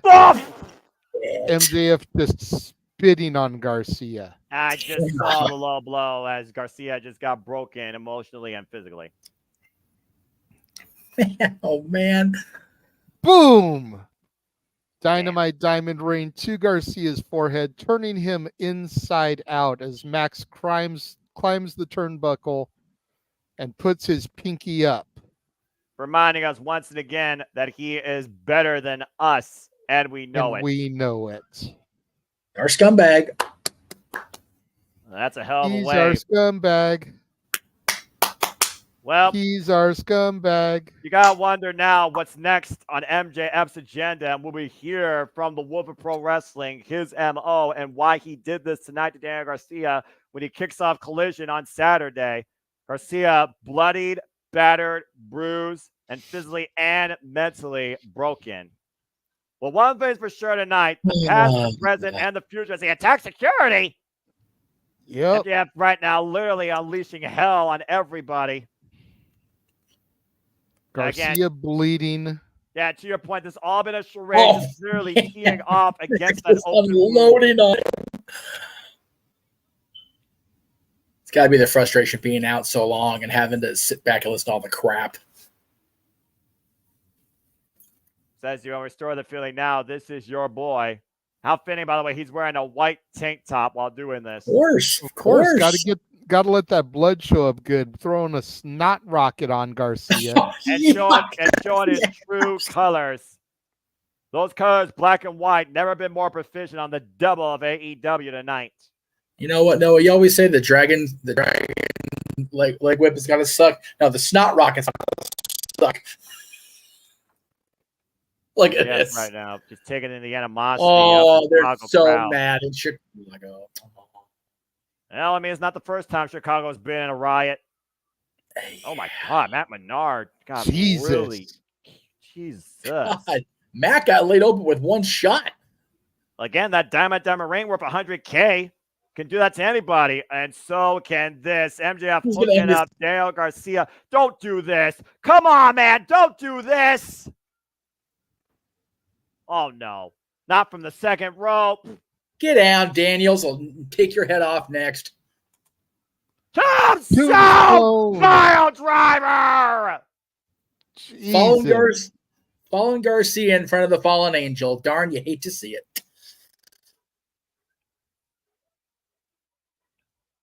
What does MJF get out of this, though? Like, what is he gaining? Is this just pent-up frustration? Is this just self-endorsement? Like, what is there to be gained from this is what I want to know. What are you actually showing?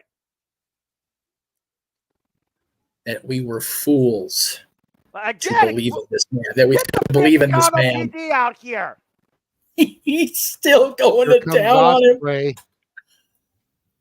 And Ospreay, though, hobbling his way to the ring, and MJF is waiting around, and MJF runs away. Dude. He's a scumbag. He's not going to sit there and fight the guy straight up. Come on now. Well, of course, he's not going to fight a man who went for a war, but he'll destroy a man that lost a war for his own bitter self-engagements. That's right. And anybody that believed otherwise in the last year and a half has been made a fool of once again. Of course. Well, I knew that this good guy act was not going to last long. No. Throwing garbage at the Chicago fans, quite literally. No, I mean the Chicago fans, so he's throwing garbage at garbage in the day. Nose with one of the fans. Shades of the Renegade and Hacksaw Jim Duggan. MJF is back, fuckers. We need to get some medical attention for Daniel Garcia, though. Seriously. You got to imagine what Ospreay's feeling right now. You got Rocker Melks for Daniels. You got the referee and the medical staff out there. Someone might want to check on Matt Menard as well. Aubrey Edwards out here showing concern to Daniel Garcia, but you can't show concern to Jeff Jarrett. All right, you cut that shit out right now. It was 5 dead. No, shut up. You both shut up. That was 5 cents, less than 5 cents. I want to hear that shit. The bottom line, Kevin Page beat him legally. Daniel Garcia was beat absolutely unnecessarily within an inch of his fucking life. You shut your face for once now about Aubrey Edwards. I don't give a damn who you are on this network. That damn man, Hangman Page, that elite buddy dropped a senior citizen on his head twice tonight. And Aubrey just stood back and, she pulled him off. Oh, well, good for her. No, call the damn match. It's a man's safety at that point. And this man, you're right. You're absolutely right. He should have been led to, but you know what? Everybody believed in MJF. Everybody thought that he was our scumbag. It's like, no. He's just a scumbag. Well, anyway, as AEW Dynamite goes off the air, Garcia is hoisted away on a gurney, and MJF scurries away into the darkness from where he came from. So he shows his ugly mug. This Santa Collision. For the American Wrestling, JJ Wins. For Jeff Meacham and Avatar Man, Secret Identity. I'm the Seminole Foster. Thanks for tuning in to AEW Dynamite Beach Break. We'll see you here in about 15 minutes for Simply Predicting NXT Heatwave. Ain't gotta get hot about it, Noah. I'm fine. You're fine. And in case you guys don't tune in for Heatwave, once again, have a fun and safe 4th of July tomorrow. Don't do anything stupid. That's right. Meech, hit the video. Okay, I'll hit this. I was gonna hit the watch along, but we'll go ahead and go that. We'll see you about 15. Yeah, see you in 15. The Jeff Meacham Network's Multiverse of Media. For over 15 years, the recognized symbol of excellence and the standard bearer in coverage of sports and entertainment.